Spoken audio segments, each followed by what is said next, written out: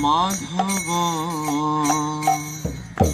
जय कुंज बिहारी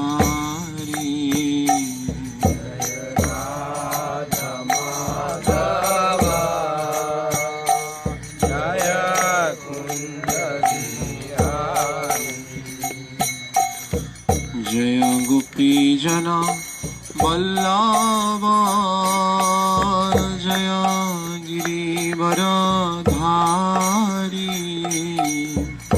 जय गिरिवरधारी जय गोपी जना वल्लभ जय गिरिवरधारी जय गिरिवरधारी जय गोपी जना वल्लभ जय गिरिवरधारी जय गिरिवरधारी जय गोपी जना वल्लभ जय गिरिवरधारी जय गिरिवरधारी जय यशोदानंदन व्रज जनरंजन यशोदानंदन व्रज जनरंजन यमुना तीरावनचारी यमुना तीरावनचारी यमुना तीरावनचारी यमुना तीरावनचारी जय राधा माधव जय कुंज बिहारी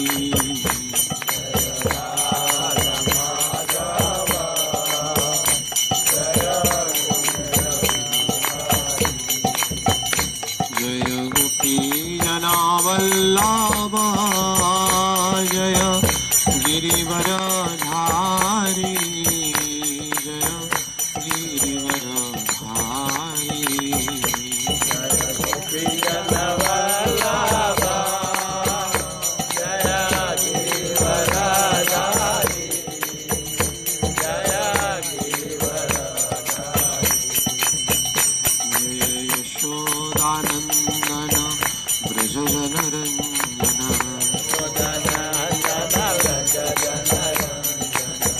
यमुना तीरावनचारी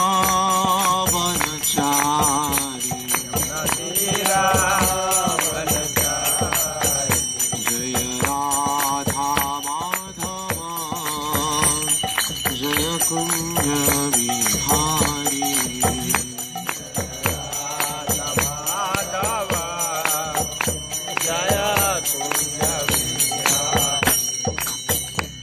हरे Krishna Krishna Krishna Hare Hare Hare Ram Ram Ram Hare Hare Hare Krishna Krishna Krishna Hare Hare Hare Ram Ram Ram Hare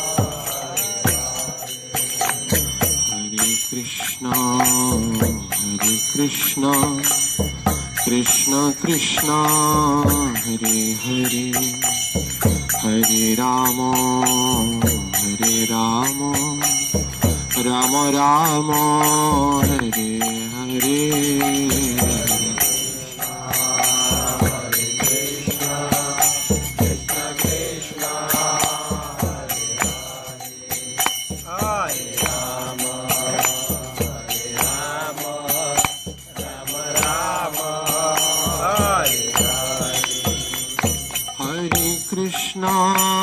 Hare Krishna Krishna Krishna Hare Hare Hare Ram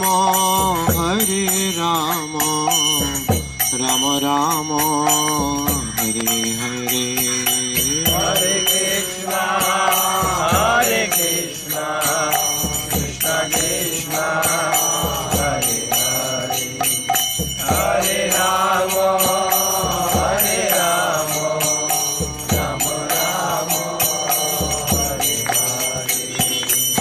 Hare Krishna, Krishna Krishna, Hare Hare, Hare Rama, Rama Rama, Hare Hare. Hare Krishna, Krishna Krishna, Hare Hare, Hare Rama, Rama Rama, Hare Hare. Hare Krishna, Krishna Krishna, Hare Hare, Hare Rama, Rama Rama, Hare Hare. Hare Krishna, Krishna Krishna, Hare Hare, Hare Rama, Rama Rama, Hare Hare.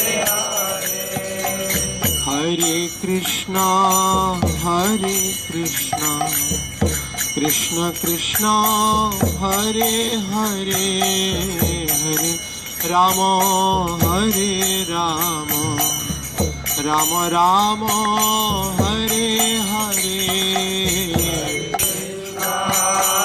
Hare Krishna, Krishna Krishna, Hare Hare, Hare Rama, Rama Rama, Hare Hare. Hare Krishna, Krishna Krishna, Hare Hare, Hare Rama, Rama Rama, Hare Hare.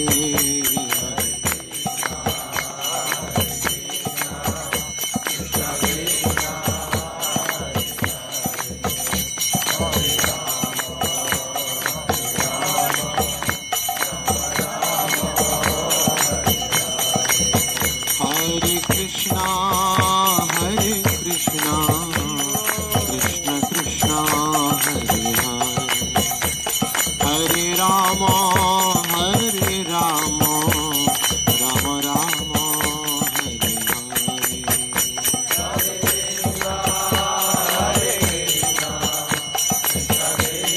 Hare Hare. Hare Krishna, Krishna Krishna, Hare Hare, Hare Rama, Rama Rama, Hare Hare.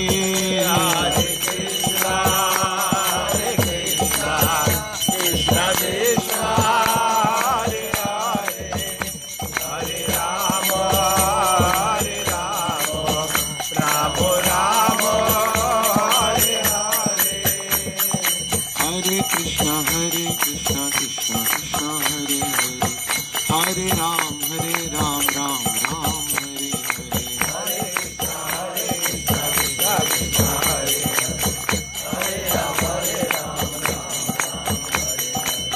Hare Krishna, Krishna Krishna, Hare Hare, Hare Ram, Ram Ram, Hare Hare. Hare Krishna, Krishna Krishna, Hare Hare, Hare Ram, Ram Ram, Hare Hare.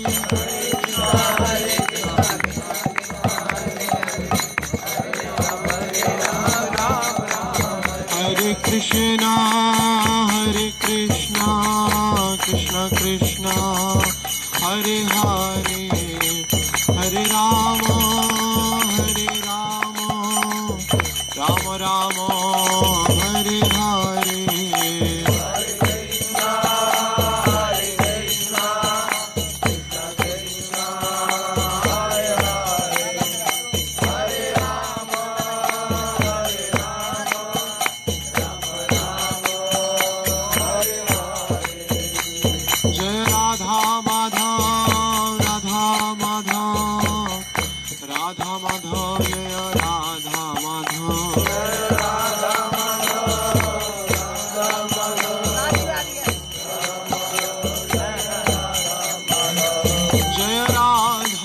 राष्ट्रबिहारी Radha राष्ट्रबिहारी Radhe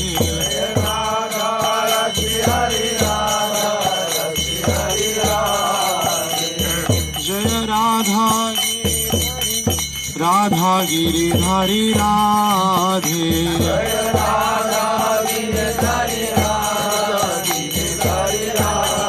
जय राधा गोपीनाथ राधा गोपीनाथ राधे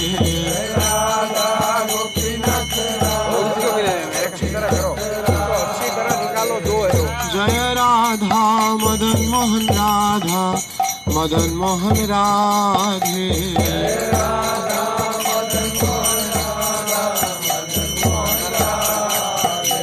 जय जगन्नाथ जगन्नाथ बलदेवा जय सुभद्रामा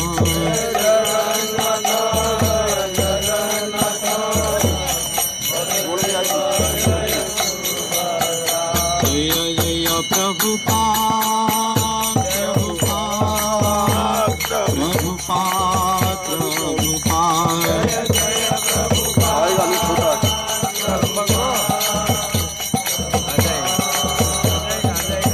जय जय गुरुदेव गुरुदेव गुरुदेव गुरुदेव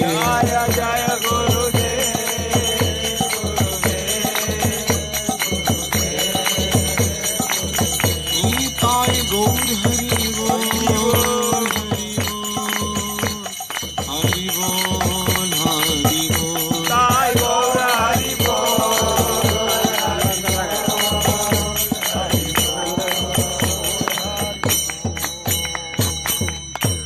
जैन विष्णुपाद परमहंस परिव्राजकाचार्य शिष्यमाद अभय चरणारविंद भक्ति वेदांत स्वामी श्री प्रभुपाद महाराज की अंतर्राष्ट्रीय कृष्ण भावना संघ के प्रतिष्ठाताचार्य श्री प्रभुपाद महाराज की जैन विष्णुपाद परमहंस परिव्राजकाचार्य शिष्यमाद भक्ति सिद्धांत स्रष्टा कुशील प्रभुपाद महाराज की अनंत कोटि वैष्णव वृंद की नामाचार्य हरिदास ठाकुर की प्रेम से कहो श्री कृष्ण चैतन्य प्रभु नित्यानंद श्री अद्वैत गदाधर शिवासादि गौर भक्त वृंद की ग्रंथराज श्रीमद् भागवतम की हरिनाम संकीर्तन की समवेत भक्त वृंद की हिताय गौर प्रेमानंदे all glories to same devotees all glories to same devotees all glories to same devotees all glories to Shri Guru Gaurang Srila Prabhupada Maharaj ki Om Jnanatimirandhasya Jnananjana Shalakaya Chakkhurnitam Yena Tasmai Shri Gurave Namaha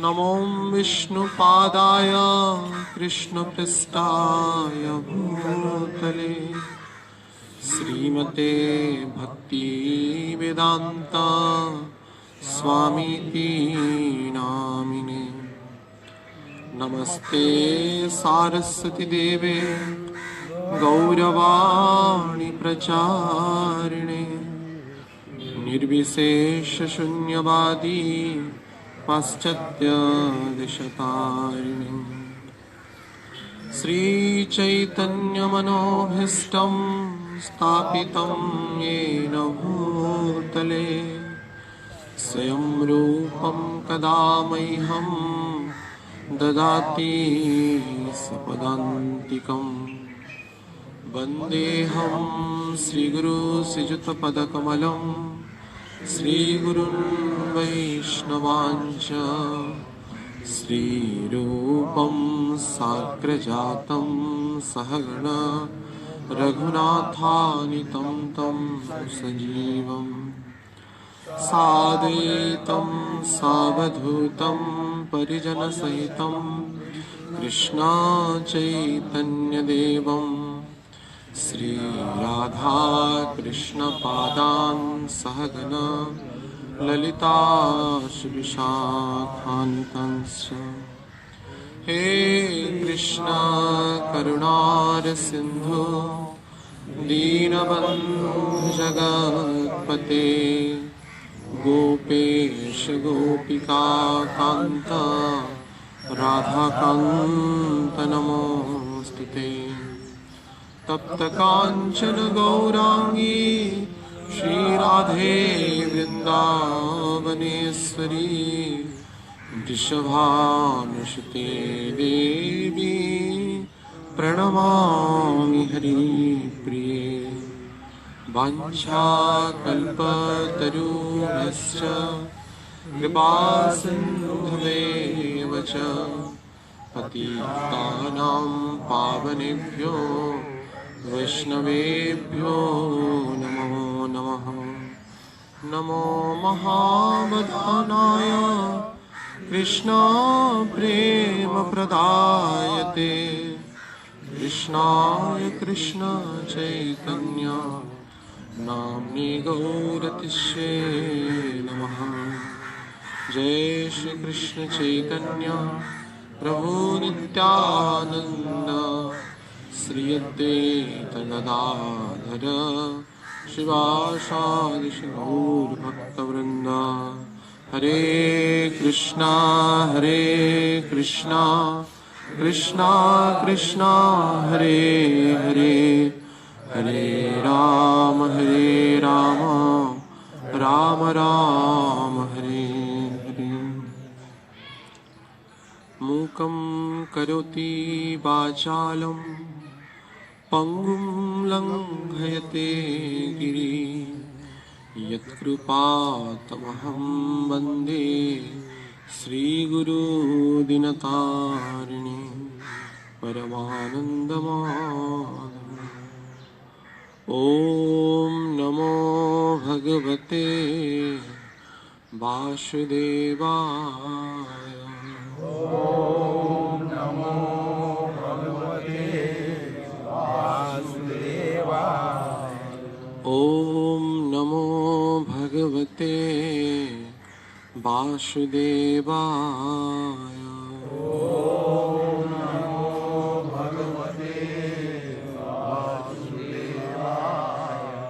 ॐ नमो भगवते वासुदेवाय।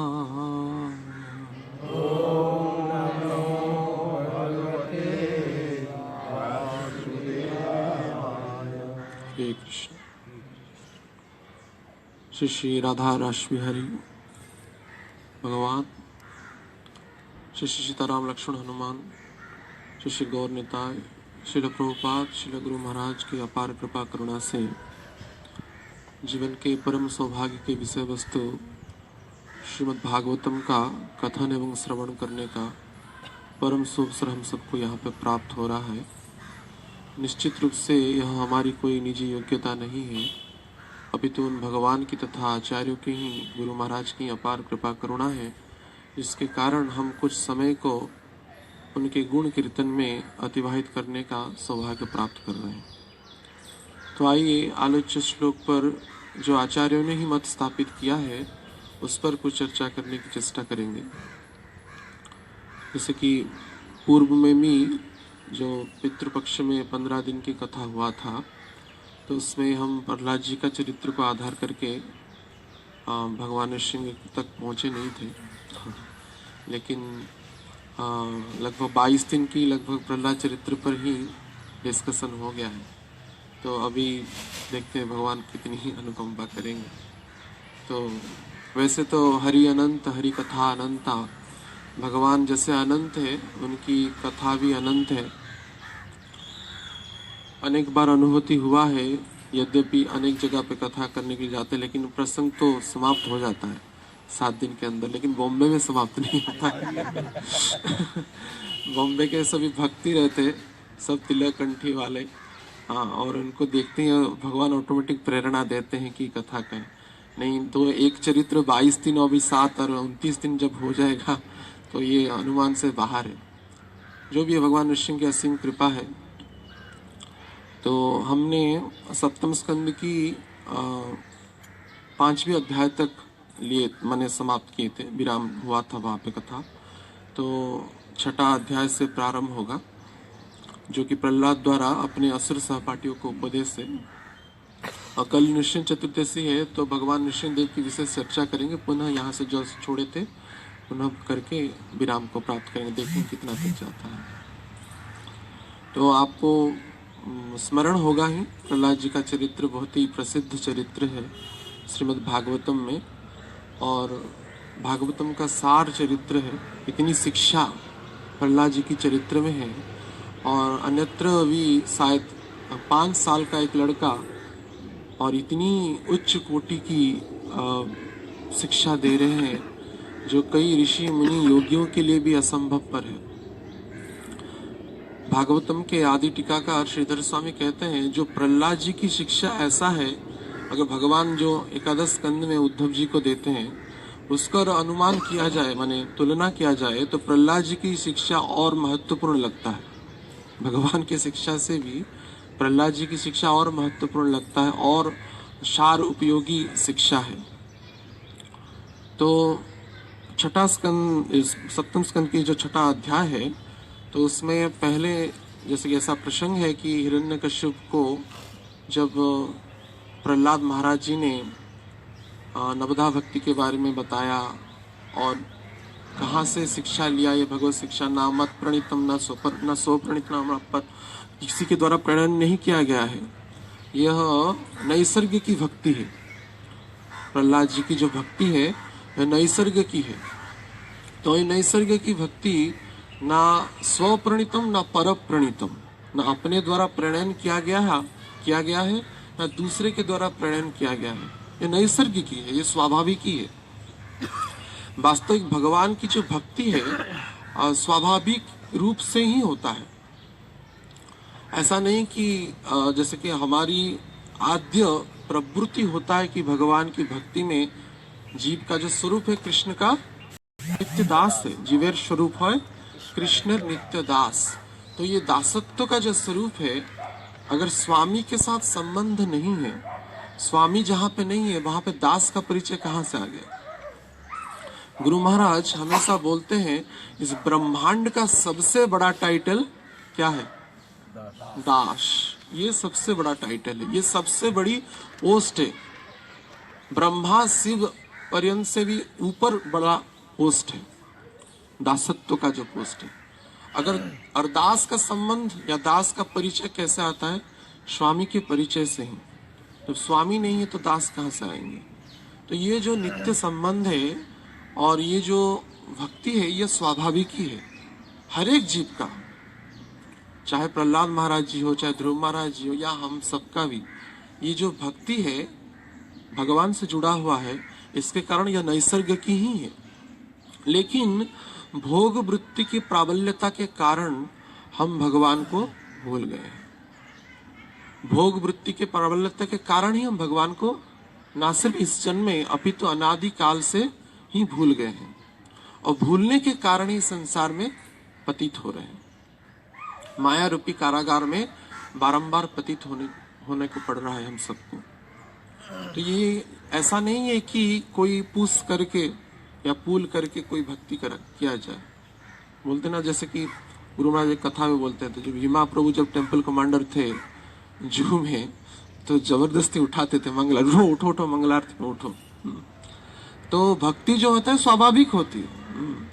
तो अपना जो निजी परिचय या अपना निजस्व जो दासत्व का परिचय अगर हम प्राप्त नहीं करेंगे, स्वामित्व का अभिमान जब तक रहेगा तब तक भगवान से हम दूर रहेंगे। क्योंकि हम अपने आप को क्रियामान व्यक्ति मानते हैं, लेकिन भगवान ही करता है और कर्म भी वही प्रदान करते हैं, लेकिन उस सत कर्म को हम असत कर्म में परिवर्तित करते हैं। और भगवान की भक्ति ना करके स्वाभाविक ही स्वरूप में जो भक्ति होना चाहिए, इधर ऐसा होता है कि हमारा जो भक्ति होता है, ज्यादातर जो माया में कुछ ना कुछ लिप्त है, ऐसे जो भक्तों की जो भक्ति होता है वो कृत्रिम भक्ति होता है। कृत्रिम यानी आर्टिफिशियल, जो स्वाभाविक नहीं है, या पुराण में उसकी वर्णना नहीं है, या आचार्यों के द्वारा वो रिकमेंडेड नहीं है, ऐसे भक्ति हम करते हैं। ऐसे भक्ति का भी कोई लाभ नहीं रहता है, उसको कहते हैं कृत्रिम भक्ति। और नहीं तो दिखावटी भक्ति, उसको प्रभुपाद जी बोलते प्रिटेंशनल डिवोशन। दिखावटी भक्ति में भी दिखावटी होती है। अगर जैसे कि हम कोई जप करते हैं, हरे कृष्ण कृष्ण कृष्ण ऐसा करते हैं, अगर बीच में नींद आ गया, बोलते प्रभु जी आपको नींद आ रहा है, जब के नहीं नहीं मुझे नींद नहीं आया, ऐसे बोलते हैं ना। क्योंकि हम अपने आप को नीचा नहीं कर सकते किसी के आगे समक्ष। हमको हमेशा ठीक में ही रहना है, हम नहीं ठीक से कर रहे हैं, तो ये प्रिटेंशनल है, यानी कि दिखावटी भक्ति है। और नहीं तो प्रभुपाद जी बोलते पार्शियल डिवोशन, बहुत ही स्वल्प भक्ति, हल्का, यानी 100 से 0.1% ऐसा भक्ति होता है। लेकिन भक्ति कैसी है? नैसर्ग की भक्ति। प्रहलाद जी के चरित्र में प्राप्त होता है, ये जो भक्ति है नैसर्ग की है, पूर्ण रूप से स्वाभाविक है, स्वतः ही स्वयं स्फुरितः। ये जो भक्ति स्वयं स्फुरित होता है, ऐसे भक्ति को अगर प्रश्न किया जाए तो ऐसा भक्ति नहीं होता, तो ऐसे भक्ति कैसे प्राप्त किया जाए? निश्चित रूप से इन महान भक्तों का चरित्र जब तक हम सुनेंगे नहीं, उनके पदांक का अनुसरण नहीं करेंगे, या ऐसे भक्तों का चरण रज हमारे मस्तक पर जब तक पड़ेगा नहीं, तब तक वो स्वाभाविक भक्ति हमारे अंदर आएगा नहीं। जैसे प्रहलाद महाराज पहले ही बोले हैं, महीयसी, जो महान व्यक्तियों के, महान संतों के पाद रज से अभिषिक्त जब तक हम होंगे नहीं, तब तक ये नैसर्ग की भक्ति, स्वाभाविक की भक्ति नहीं होगा। इसका सार यह है, हरि से हरि का नाम बड़ा है, और हरि नाम को जो धारण करते हैं, हरि भक्ति को जो धारण करते हैं, ऐसे संतों का, ऐसे भक्तों का चरण रज जब तक हमको प्राप्त नहीं होगा, तब तक हमारी स्वाभाविक भक्ति नहीं होगा। तो इसलिए इन उच्च कोटियों के भक्तों का चरित्र सुना जाता है, तथा ऐसे उच्च कोटियों के भक्तों का सानिध्य, उनका सत्संग, उनका चरण रज, उनका चरण जो जल है, चरणामृत है, तथा उनका उच्चिष्ट चैतन्य चरितामृत में बताया गया है, ये तीनों ही हमको पार लगा सकता है, और कोई मार्ग नहीं है। शुद्ध भक्त का उच्चिष्ट, उनका चरणामृत और चरण रज, ये तीनों जब तक हम सबको प्राप्त नहीं होगा, या इसमें कोई एक भी हमको प्राप्त हो जाए, निश्चित रूप से हमारी स्वाभाविक जो भक्ति है, जो सुप्त हो गया है, ऐसा नहीं कि नहीं है, लेकिन सुप्त हो गया है, विलुप्त होने की कगार पर है, वो पुनः जागृत हो जाएगा। तो ऐसे सुप्तात्माओं को जागृत कराने के लिए अनादि काल से ही भगवत पार्षद भगवत धाम से विराजमान करते हैं, जैसे श्रील प्रभुपाद महाराज जी, जैसे गुरु महाराज जी। ऐसे शुद्ध भक्त अपने दिव्य धाम से जीवों के प्रति दया करने के लिए, करुणा से परिपूर्ण होने के कारण वो इन जीवों को दया करने के लिए यहाँ पे प्रकट होते, और उनका इस जगत में कोई काम नहीं है। इस भूपृष्ठ पर वैसे स्वाभाविक रूप से उनका कोई काम नहीं है, उनका कोई क्रियाकलाप नहीं है, लेकिन हम जैसे बद्ध जीवों को उद्धार करने के लिए वो महात्मा आते हैं, वो संत आते हैं। ऐसा नहीं कि बार बार पदार्पण करते हैं। भगवान की जितनी अवतार नहीं होता है, उससे अनंत करोड़ों गुना ज्यादा भक्तों का अवतार इस भूपृष्ठ पर होता है। तो इसलिए ये जो भगवान की जो शुद्ध भक्ति की जो परंपरा है, वो इन आचार्यों के कारण ही प्राप्त हुआ है। ये जो पुराणों की, शास्त्र की जो भी वचन हम सबको उपलब्ध हो रहा है, उन भक्तों के कारण ही हो रहा है। तो उन ऐसे ही भक्तों की श्रेणियों में श्री प्रहलाद महाराज जी थे, और जो सप्तात्माएं जो थे, क्या अच्छा, ठीक है, चलिए, इतना दुख नहीं।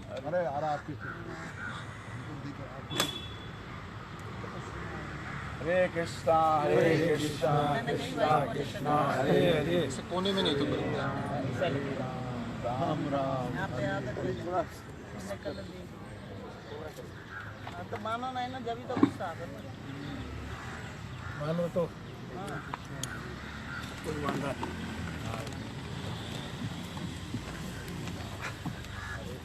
अच्छे लोग बैठे रहो, ऐसे ही कोई नहीं। उनका थोड़ा डाइवर्शन ले लो,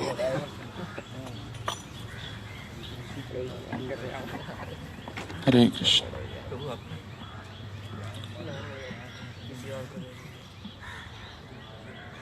हरे कृष्ण। तो ऐसे ही आचार्य महाजन जीवों को दया करने के लिए इस धरा पृष्ठ पर अवतरित होते हैं।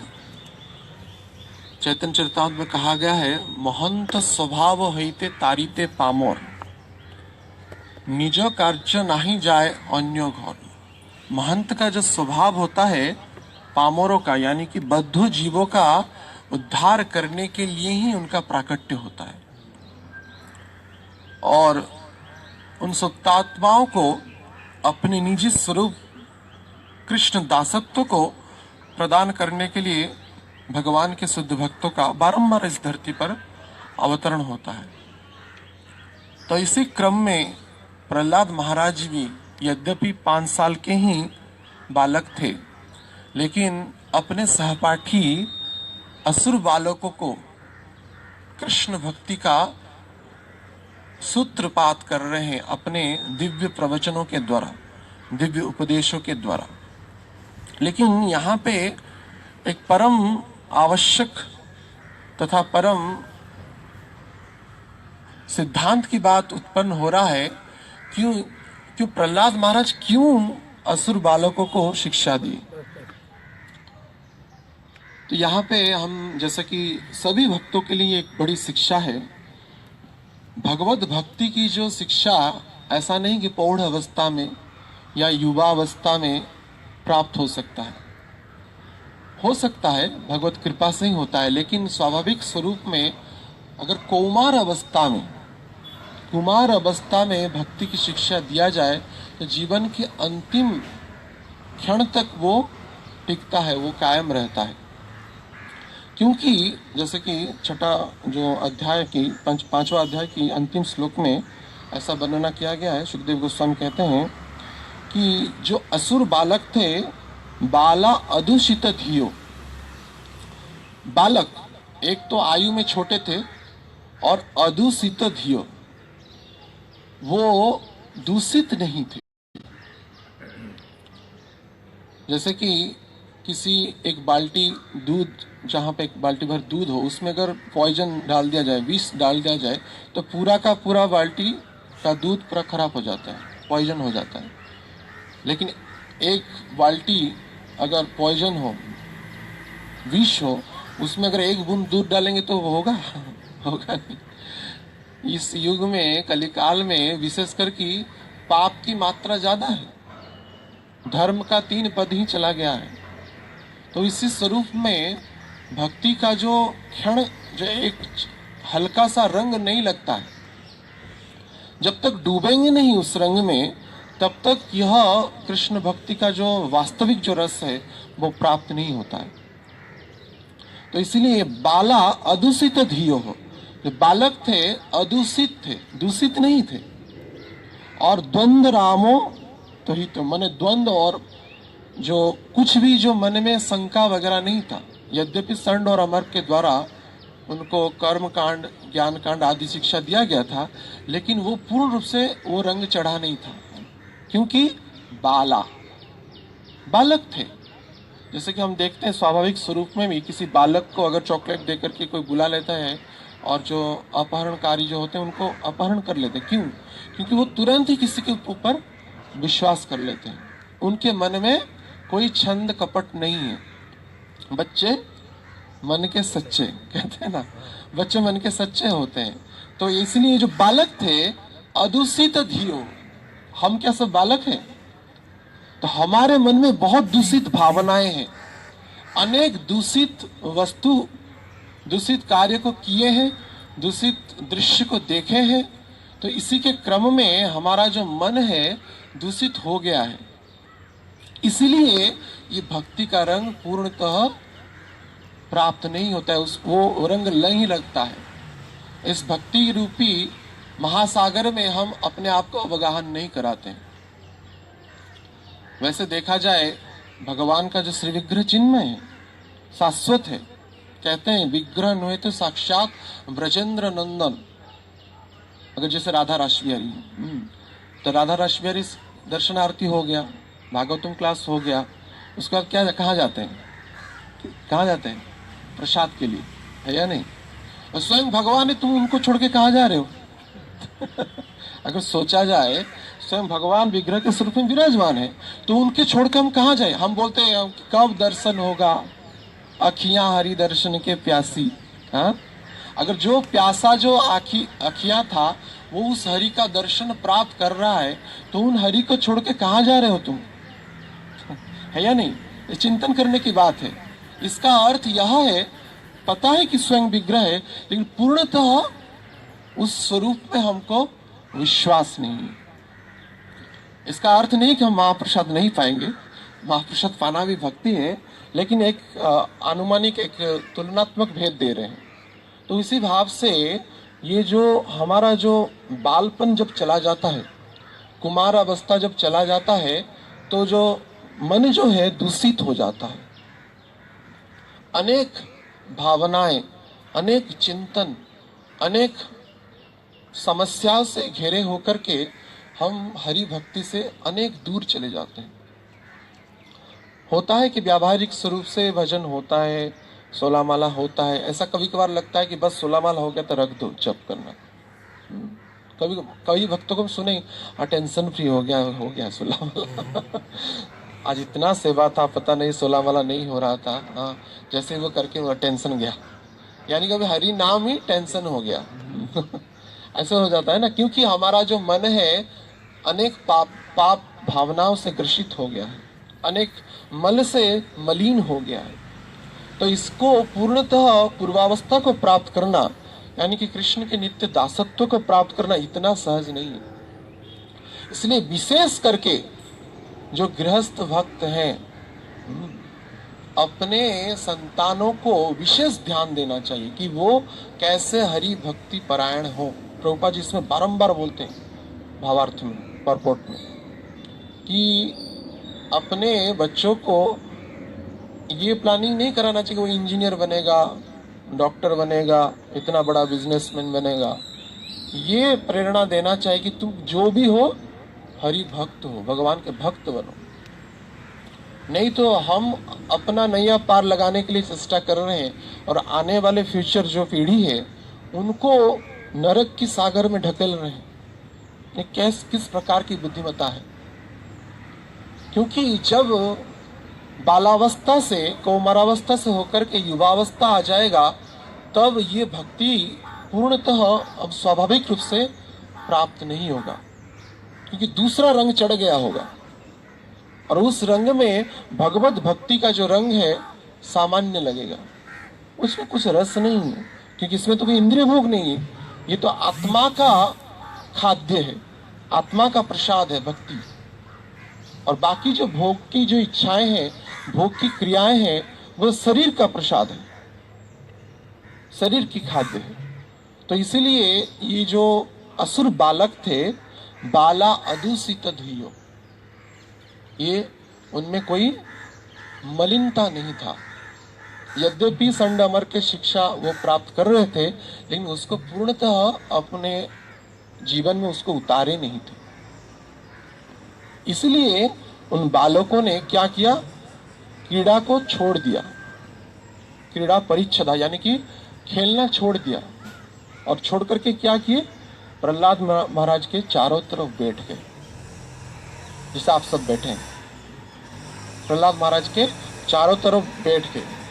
और एक बात कह रहे हैं सुखदेव गोस्वामी, और प्रहलाद महाराज जी को तत् हृदय इक्षणाः, वक्ता जो प्रहलाद महाराज थे, इक्षणाः, उनको देखे। ऐसा नहीं कि कथा कह रहे हैं प्रहलाद महाराज जी और दूसरे तरफ देख रहे हैं असुर बालक। इससे भी श्रोता और वक्ता की परिचय प्राप्त होता है कि जो श्रोता होते हैं वक्ता को निरंतर स्वरूप से देखते रहते हैं। क्योंकि भगवान की वचन, भगवान की वाणी वो कह रहे हैं, तो इस हिसाब से स्वाभाविक रूप से वक्ता को ही देखते हैं, इधर उधर नहीं देखते। और एक विशेष बात बोलते हैं कि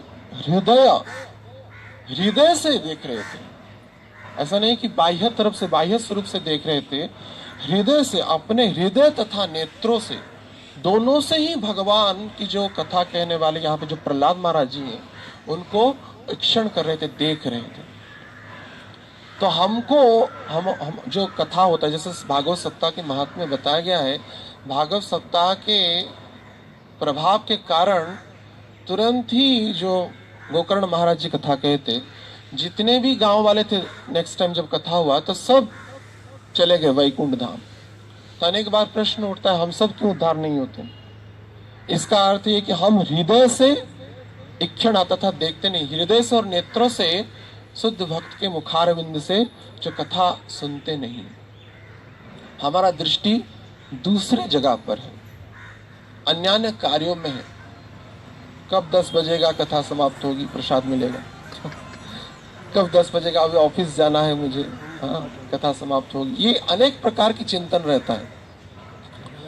यद्यपि यह जो भी हो, हरि कथा में बैठना हमारे लिए मंगलमय ही है, लेकिन पूर्णतः जो हरि भक्ति की जो प्रभाव है, हरि कथा का प्रभाव है, हमको प्राप्त नहीं हो रहा है, क्योंकि हम वचन से, मन से और वाणी से, काया से यानी शरीर से, वो हम कथा सुनते नहीं।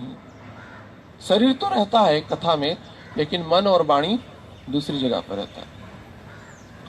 लेकिन यहाँ पे जो असुर बालक थे, पूर्णतः अपना हृदय को और दृष्टि को प्रहलाद महाराज जी के समीप ही रखे थे और उनको ही निरंतर रूप से दर्शन कर रहे थे और हरि कथा अमृत पान कर रहे थे। उसके बाद भी प्रहलाद महाराज जी इसके कारण अनेक करुणा से परिपूर्ण हो गए। तानाह करुणा मित्रों, ऐसे तो मित्र थे, एक संबंध था, और बालक थे और भगवत कथा सुनने के लिए आग्रही थे। इसके कारण प्रहलाद महाराज जी को अत्यंत करुणा आया। करुणा से परिपूर्ण होकर के प्रहलाद महाराज जी उन असुर बालकों को शिक्षा देना प्रारंभ की। वास्तविक जो आचार्य होते हैं वो अत्यंत करुणामय होते हैं, अत्यंत कृपालु होते। पूर्व श्लोक में भी क्या, कृपाया प्रहसन्निव, अनेक कृपाओं से परिपूर्ण होते हैं भगवान के भक्त। जैसे किसी फैक्ट्री का आउटपुट कुछ प्रोडक्ट होता है, लोहे का या जिसका भी, लेकिन शुद्ध भक्त का जो आउटपुट होता है वो क्या है? सिर्फ करुणा ही है। करुणा के कारण ही इस जगत में वो प्रकट हुए, करुणा के कारण ही अनेक कष्ट सहते हुए भी वो भगवान की चरित्र, भगवान की कथा कहते रहते हैं। इसका प्रकृष्ट उदाहरण हमारे अंतर्राष्ट्रीय कृष्ण भावनामृत संघ के प्रतिष्ठाता आचार्य श्रील प्रभुपाद जी। श्रील प्रभुपाद जी 70 साल की अवस्था में विदेश यात्रा की। क्यों? कारण क्या था? हम जाते हैं ना, अनेक भक्त हम देखते हैं कि वृंदावन में फ्लैट ले लिए हैं, बोलते प्रभु जी हम वृंदावन में फ्लैट ले लिए हैं और भजन करेंगे सब छोड़ छाड़ करके। ठीक है, अच्छा है, अनुकूल है, लेकिन प्रभुपाद जी भी तो वृंदावन में थे। उनको क्या आवश्यकता थी 70 साल की आयु में विदेश यात्रा करके, इतना कष्ट सह करके भगवान की कथा प्रचार करने की? कारण यह था कि वो करुणा से परिपूर्ण है। जीव की बद्धावस्था को देख करके उनके हृदय में अनेक करुणा जागृत हुआ।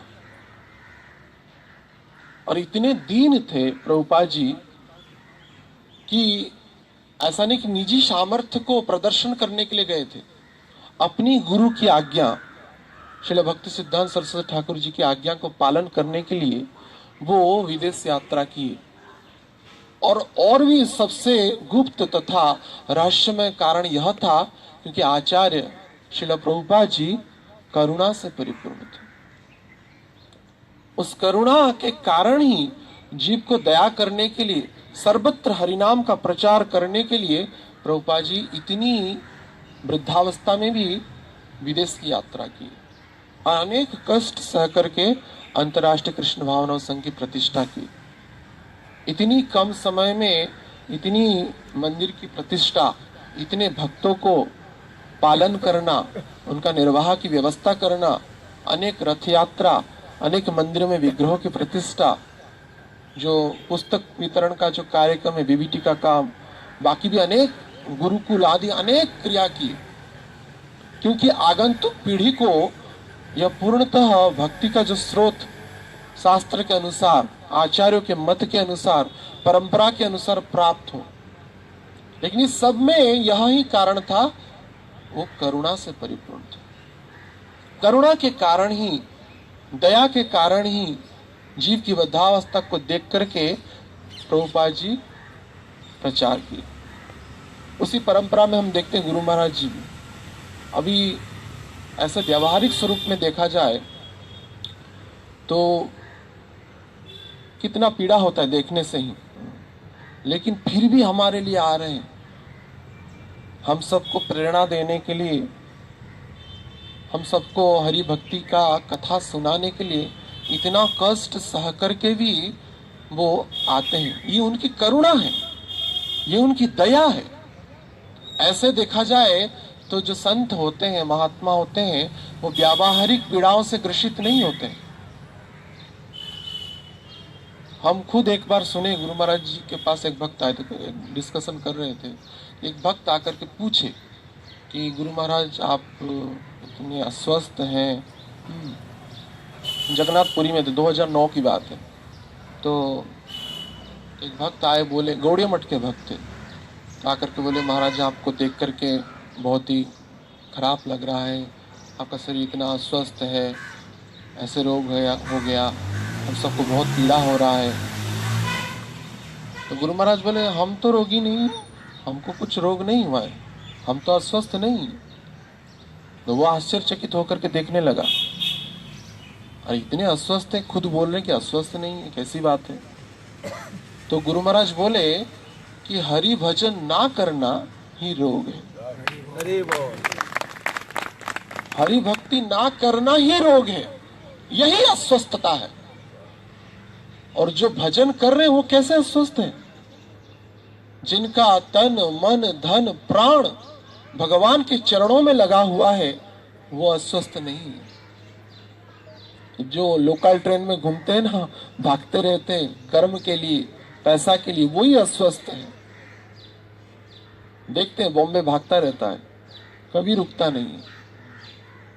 तो ऐसे व्यक्ति अस्वस्थ हैं। लेकिन व्यावहारिक स्वरूप में जो पीड़ा होता है या कष्ट होता है, हम सब के पाप के कारण ही आचार्य को यह कष्ट होता है। इसके दोषी हम सब हैं। इतनी बार भगवत कथा कहने के बाद भी, उनका चरित्र सुनाने के बाद भी हम हरि भक्ति परायण नहीं हो रहे। कलह, द्वेष, राग, अहंकार, इसमें हम संलग्न हैं। वैष्णव होने के बाद भी हमारे अंदर राग, द्वेष, कपट, हिंसा रहेगा, तो ये गुरु महाराज की शिक्षा के प्रति यह अमर्यादा है, उनको ही असम्मान कर रहे हैं। जैसे गुरु शिष्य को दीक्षा देते हैं कि तुम 16 माला जप करना और निरपराध होकर के हरि भक्ति करना, और जब हम उस प्रतिज्ञा को भंग करते हैं तब से ही गुरु की निंदा करना चालू कर ली। वास्तविकता यह है, हम अगर भक्ति नहीं करते हैं, दूसरे की निंदा, दूसरे की चर्चा, राग द्वेष करते हैं, तो ये भक्ति नहीं। उसी दिन ही हम गुरु के संबंध से अपने आप को छिन्न कर रहे हैं।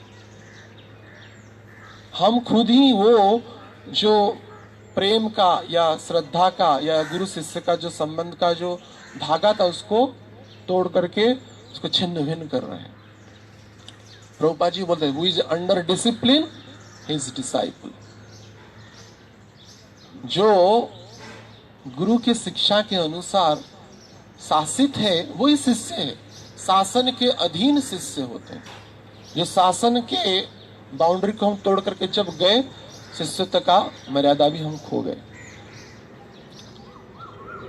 लेकिन फिर भी देखिए उनको पता है, हमारा वृद्धावस्था को बारे में पता है, लेकिन फिर भी कृपा करके जीवों को प्रति दया करने के लिए आचार्य बारंबार आते हैं इस जगत में और भक्ति की अद्भुत शिक्षा प्रदान करते हैं। इसलिए यहाँ पे प्रहलाद जी के बारे में बताया, तानाह करुण, अत्यंत करुणा से परिपूर्ण होकर के प्रहलाद जी असुर बालकों को शिक्षा देना प्रारंभ की। और शिक्षा देने वाले यहाँ पे सुखदेव गोस्वामी कहते हैं, कौन है? कोई साधारण व्यक्ति नहीं है। तो कोई सोचेगा अरे 5 साल का लड़का प्रवचन दे रहा, हम क्या सुने, बोलेगा ना। सुखदेव गोस्वामी तो थोड़े और बड़े हो गए थे। ये तो यहाँ पे जो प्रवक्ता है 5 साल का लड़का है। यहाँ पे अगर कोई 5 साल का लड़का बैठ जाए, कोई बैठेगा? कोई नहीं सुनेगा। लेकिन सुखदेव गोस्वामी प्रहलाद जी के बारे में कहते हैं, करुणा मैत्रो महाभागवत असुर। ये बस समझो कि 5 साल का लड़का है। कौन है? महाभागवत, महाभागवत है, महान भागवत का है, परम भक्त है, शुद्ध भक्त है। यद्यपि असुर, भगवान गीता में कहते हैं कि असुरों में मैं प्रहलाद हूं। भगवान का ऐश्वर्य लेकर के प्रकट हुए प्रहलाद जी। ऐसा तो देखा जाए 4 कुमार के ही अवतार हैं, कोई सामान्य नहीं है। इसलिए यहाँ पे जो प्रहलाद जी हैं महाभागवत है। ऐसे महान भागवतों के मुखारविंद से जो कथा सुनने का परम सौभाग्य प्राप्त करता है, निश्चित रूप से वो परम सौभाग्यवान है। श्री प्रभुपाद जी, श्री गुरु महाराज ऐसे महान भागवत उसी परंपरा में, उसी महाजनों के परंपरा में आते हैं। एवं परंपरा प्राप्तम, ऐसे महान भागवतों के मुखारविंद से कथा सुनना बड़ी सौभाग्य की बात है।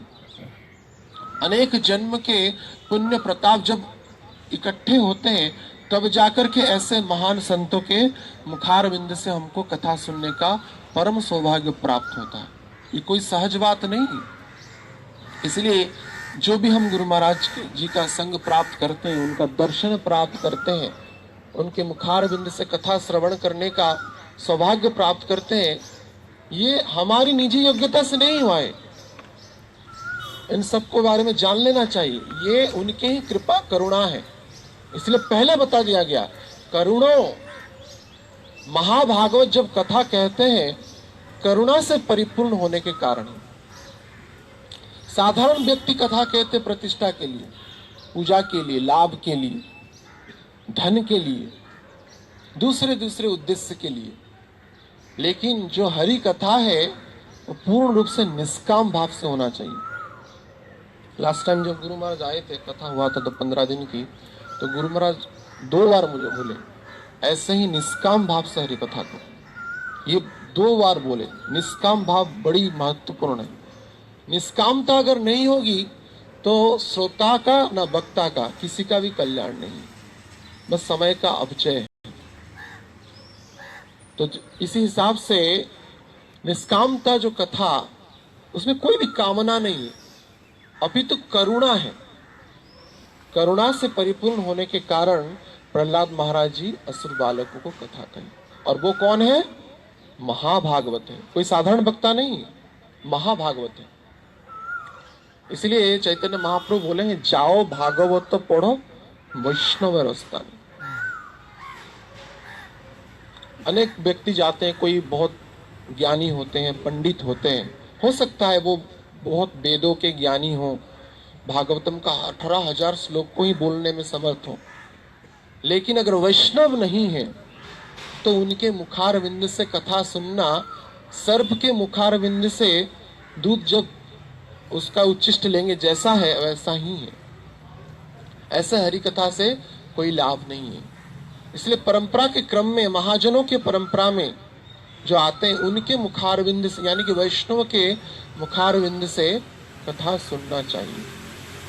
और ये जो कामना का जो बीज है, कामना का जो बीज अनेक जन्मों से हम अपने हृदय में इसको गांठ मार करके रखे हैं, यह जब तक ऐसे वीर्यवती महाभागवत के मुखारविंद से कथा नहीं सुनेंगे तब तक यह कामनाएं जाएगा नहीं। तो इसलिए यहाँ पे सुखदेव गोस्वामी बड़ी महत्वपूर्ण शब्द बता रहे हैं, महाभागवत असुर। प्रवचन प्रारंभ होने से पहले वक्ता का परिचय दे रहे हैं। कौन है? महाभागवत। कोई साधारण नहीं है, महाभागवत है।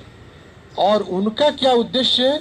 और कोई उद्देश्य नहीं है कि ये होगा, ये मिलेगा, ये प्रतिष्ठा मिलेगा, ये कुछ नहीं। करुणा। प्रहलाद महाराज जी का उद्देश्य करुणा है, जीव के प्रति दया है। और ऐसा नहीं कि अयोग्य है, वो पूर्णतः योग्य है। और कौन है? ना महाभागवत। तो ऐसे महाभागवत जो असुर है, यद्यपि असुर कुल में जन्म हुए हैं, ऐसे प्रहलाद महाराज जी प्रवचन प्रारंभ कर रहे हैं।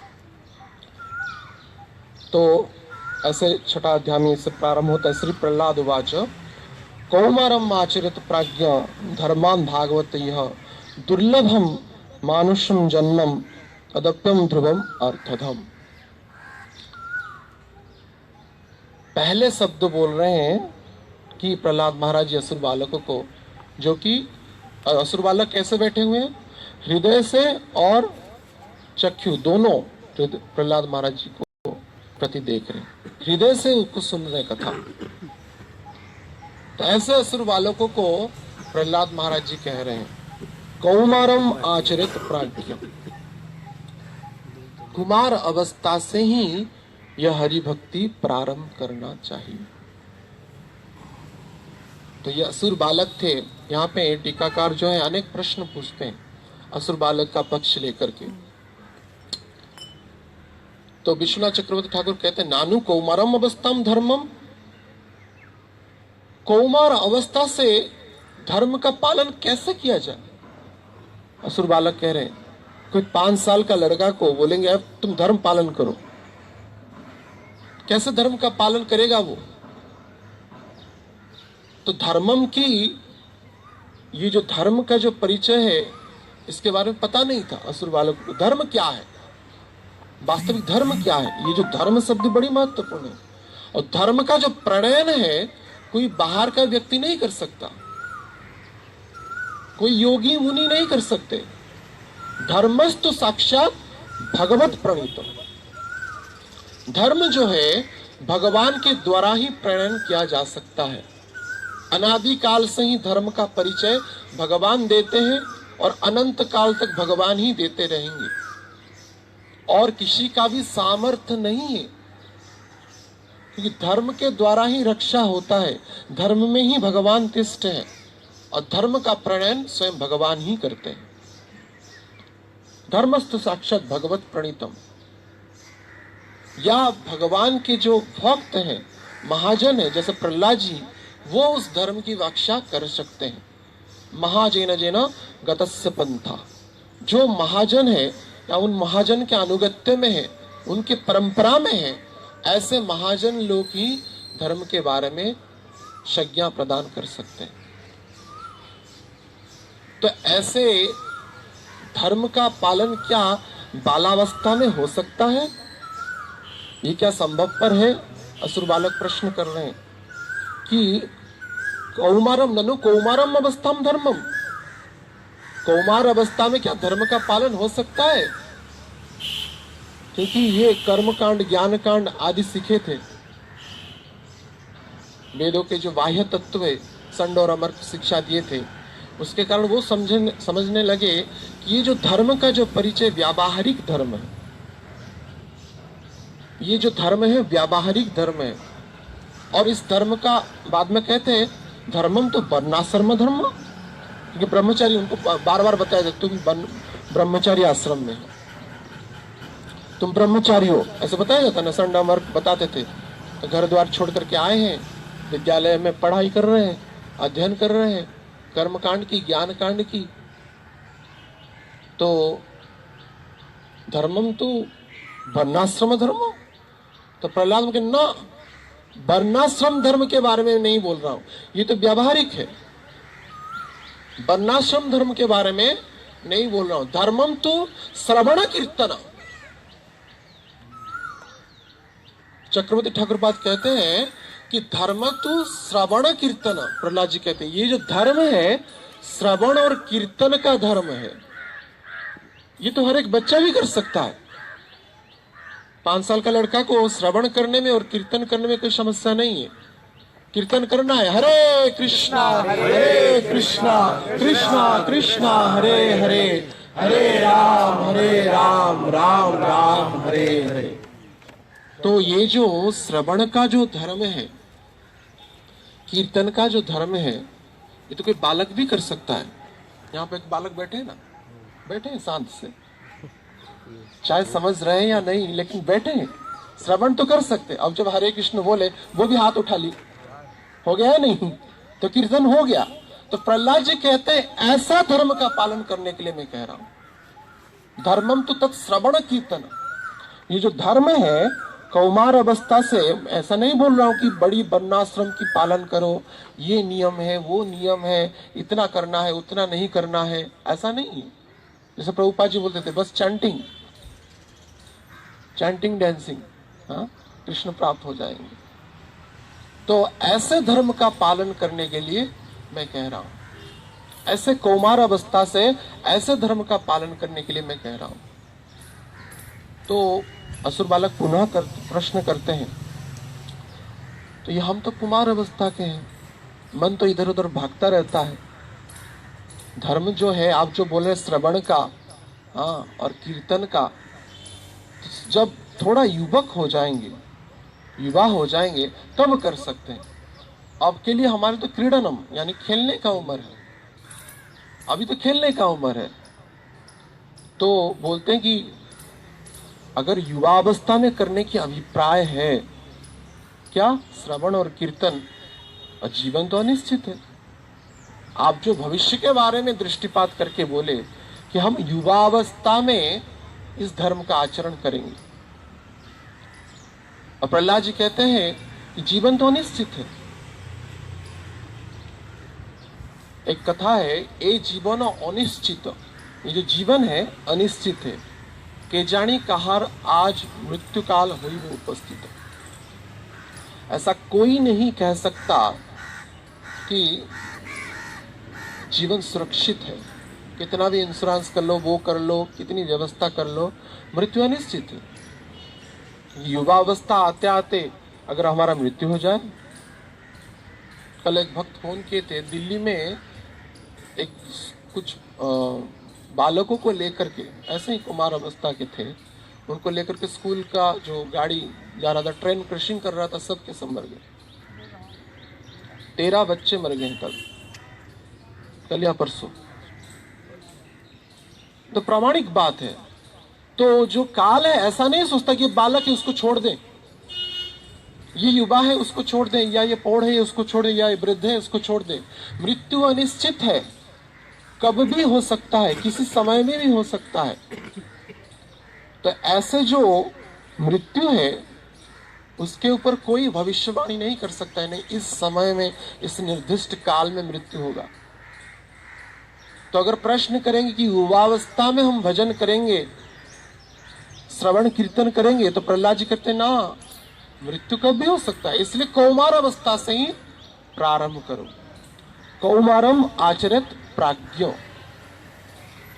और कौन आचरण करते हैं?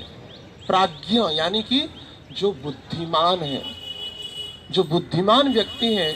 आप जैसे बुद्धिमान लड़के ही असुर वालों को कह रहे हैं, आप जैसे बुद्धिमान लड़के ही, बुद्धिमान मनुष्य ही इस धर्म यानी कि श्रवण और कीर्तन का धर्म पालन कर सकते हैं।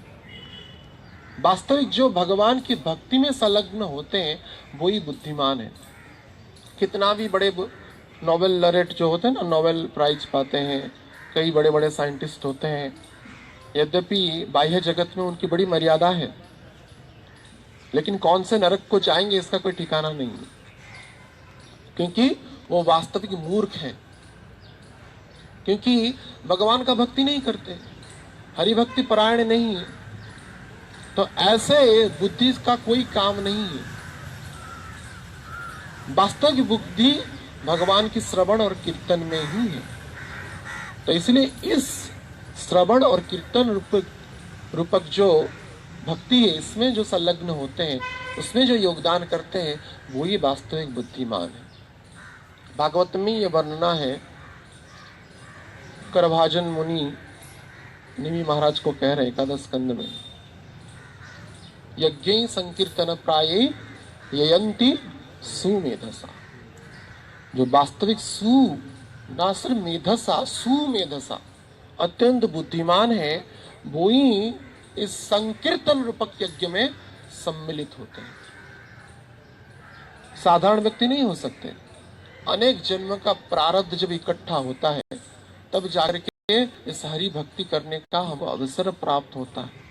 ऐसे संत के मुखारविंद से हरि कथा श्रवण करने का सौभाग्य प्राप्त होता है।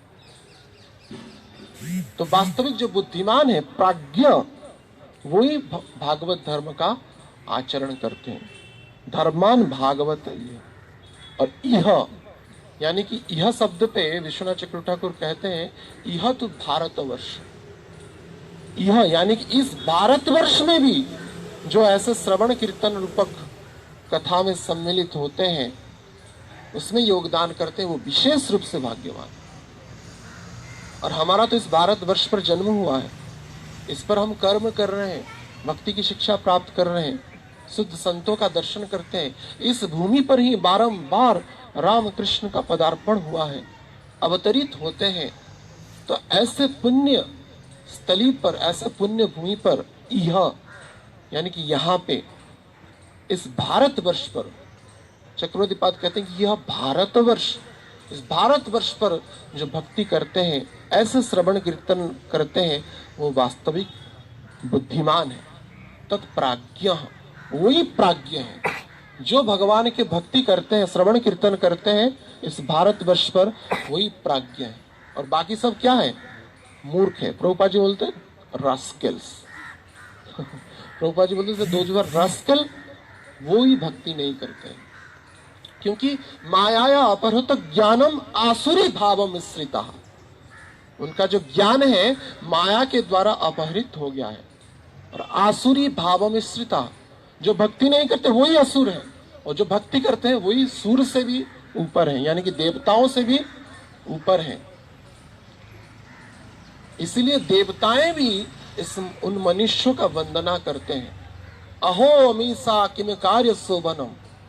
ऐसा कौन सा शुभ कर्म, ऐसा कौन सा सौभाग्य को लेकर के ये भारतवर्ष के अधिवासी प्रकट हुए हैं, जिनको निरंतर स्वरूप से हरि कथा प्राप्त होता है, हरि दर्शन विग्रह के स्वरूप में धामों में प्राप्त होता है। ऐसा कौन सा पुण्य कर्म किए हैं?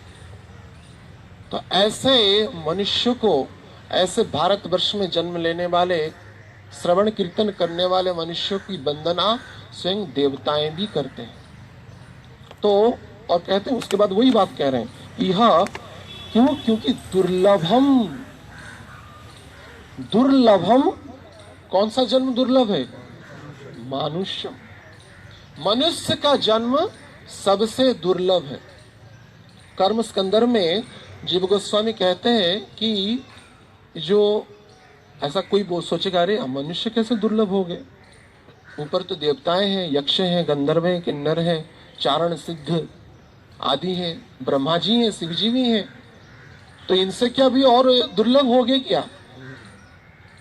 तो जीव गोस्वामी बात कहते हैं, हाँ, मनुष्य जो है ब्रह्मा जी से भी दुर्लभ है। ब्रह्मलोक में जाकर के कृष्ण लीला नहीं करते, इस धरती पर, इस मथुरा मंडल पर, इस ब्रजमंडल पर, इस वृंदावन में ही कृष्ण लीला करते हैं। वृंदावनम परित्यज्यम पादम एकन गच्छति। ना सिर्फ लीला किए थे, अपितु अब भी लीला कर रहे हैं। ये उनकी अनुकंपा है। इसीलिए हम दुर्लभ क्यों है इस मनुष्य जन्म को प्राप्त करके? ये जो दुर्लभ मनुष्य जन्म इस भारतवर्ष पर, यह तो भारतवर्ष, इस भारतवर्ष पर हमारा जन्म हुआ है और दुर्लभ मनुष्य जन्म प्राप्त हुआ है। लेकिन इस जीवन की कोई ठिकाना नहीं है। ये दुर्लभ क्यों है? क्योंकि मृत्यु कब भी हो सकता है। यह जन्म जो भी मिला है, समय काल जो है बड़ी कम है, मात्र 100 साल की अवस्था है। और इसमें इतना भी कौन जी रहा है आजकल? 100 साल कोई जी रहा है? इतना नहीं। और जीना भी मरना जैसा ही है, अस्वस्थता में, रोग में जीना भी जीना क्या है? मृत्यु को प्राप्त करने के लिए तरस जाते हैं लोग, इतनी रोग हो जाता है। 3 साल पहले जब मेरी माँ का कैंसर का रोग हुआ था, तो गुरु महाराज से पूछने के लिए गए थे। गुरु महाराज बोले कि जाकर के विष्णु स्तुति पाठ करो माता के सामने। तो गए थे, तो बोल रहे थे, तो इस निश्चय चतुर्दशी से उन शरीर छोड़े, तो बोल रहे थे कि ये तो जीवन ही एक श्राप बन गया, अब मरने की प्रतीक्षा में। मरने से 2 दिन पहले ही बोले कि तुम तो भगवान के भक्त हो, भगवान जगन्नाथ जी को प्रार्थना करो कि मेरा मृत्यु निश्चय चतुर्दशी के दिन हो जाए। और हो भी गया। संध्या काल में ही जब पिताजी और भाई गए थे दर्शन करने के लिए, वो नृसिंह नाटक होता है उड़ीसा में, हिरण्यकश्यप का वध करते हैं भगवान। तो जिस समय में 6 बजे जैसे अभिषेक होता है ना, तो उसी समय में ही भगवान प्रकट होते हैं। तो उसमें गए थे, घर में कोई नहीं था, और इधर भगवान का नाम लेते हुए निश्चय चतुर्दशी में शरीर छोड़ दिए। कहने का उद्देश्य यह है कि जीवन ही श्राप बन जाता था जब रोग हो जाता है, और जीवन का क्या ठिकाना, कब भी कुछ हो जाए। तो ऐसे दुर्लभ मनुष्य जन्म जो हम सबको प्राप्त हुआ है, वो देवताओं के लिए भी प्राप्त नहीं है। जीव गोस्वामी कहते हैं, प्राप्य अपि दुर्लभतरम मानुषम विबुध इप्सितम। देवता इप्सितम, विबुध यानी कि आप देवता है, वो लालसा करते रहते हैं कब हमको मनुष्य जन्म प्राप्त होगा। ऐसा नहीं कि प्रहलाद जी ऐसा ही बोल दे कि दुर्लभ मनुष्य जन्म। ये जो दुर्लभ मानुषम जन्म जो बोल रहे हैं, वास्तविक दुर्लभ है, क्योंकि देवताओं के लिए भी यह उपलब्ध नहीं है, ये जन्म इतनी कम समय में भगवान को प्राप्त करना। क्यों? क्योंकि देव योनि भोग योनि है, वहां पे भोग प्राधान्यता है। नंदन कानन में भ्रमण करना है, अप्सराओं का नृत्य, जो सुरापान करना है, आदि विविध प्रकार के भोग की सामग्री है। तो भक्तों के लिए पुण्य करना भी एक श्राप है, क्योंकि पर उपकाराय जो स्वर्गाय, दूसरे के उपकार जो करते हैं। यद्यपि कहते हैं कई बार हमारे अंतर्राष्ट्रीय कृष्ण भावना संघ के जो भक्त प्रचार करते हैं, बुक डिस्ट्रीब्यूशन करते हैं, हम कई बार देखें। हम एक बार भुवनेश्वर में पिचिंग कर रहे थे, तो बोले कि आप क्या कर रहे हैं, आपके पास इतना बड़ा मंदिर है, गरीबों को खिलाओ, ये करो वो करो, दान धर्म करो, इससे क्या लाभ होगा, इससे क्या उपकार होगा। लेकिन उपकार रोटी कपड़ा मकान देना उपकार नहीं है। उपकार इस जन्म से भी पार करके भगवत धाम ले जाना हुए उपकार है, जो कि प्रभुपाद जी ने किए, जो गुरु महाराज कर रहे हैं। यह वास्तविक उपकार है। भारत भूमिते जन्म होइल जहार, जन्म सार्थक करी करो और उपकार। ये दूसरों का उपकार है। जन्म सार्थक करी करो, अपना जन्म को सार्थक करो और दूसरों का भी जन्म को सार्थक कराओ। यह चैतन्य महाप्रभु की शिक्षा है। तो इस उपकार को करने के लिए प्रहलाद महाराज जी यहाँ पे प्रवचन दे रहे हैं। उस दुर्लभ मनुष्य जन्म के बारे में बता रहे हैं। ये जो मनुष्य जन्म अत्यंत दुर्लभ है।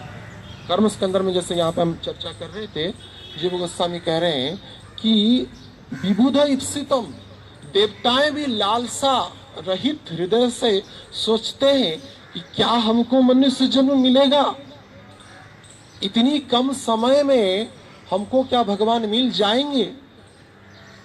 नहीं मिलेगा, हमारा इतना सौभाग्य नहीं।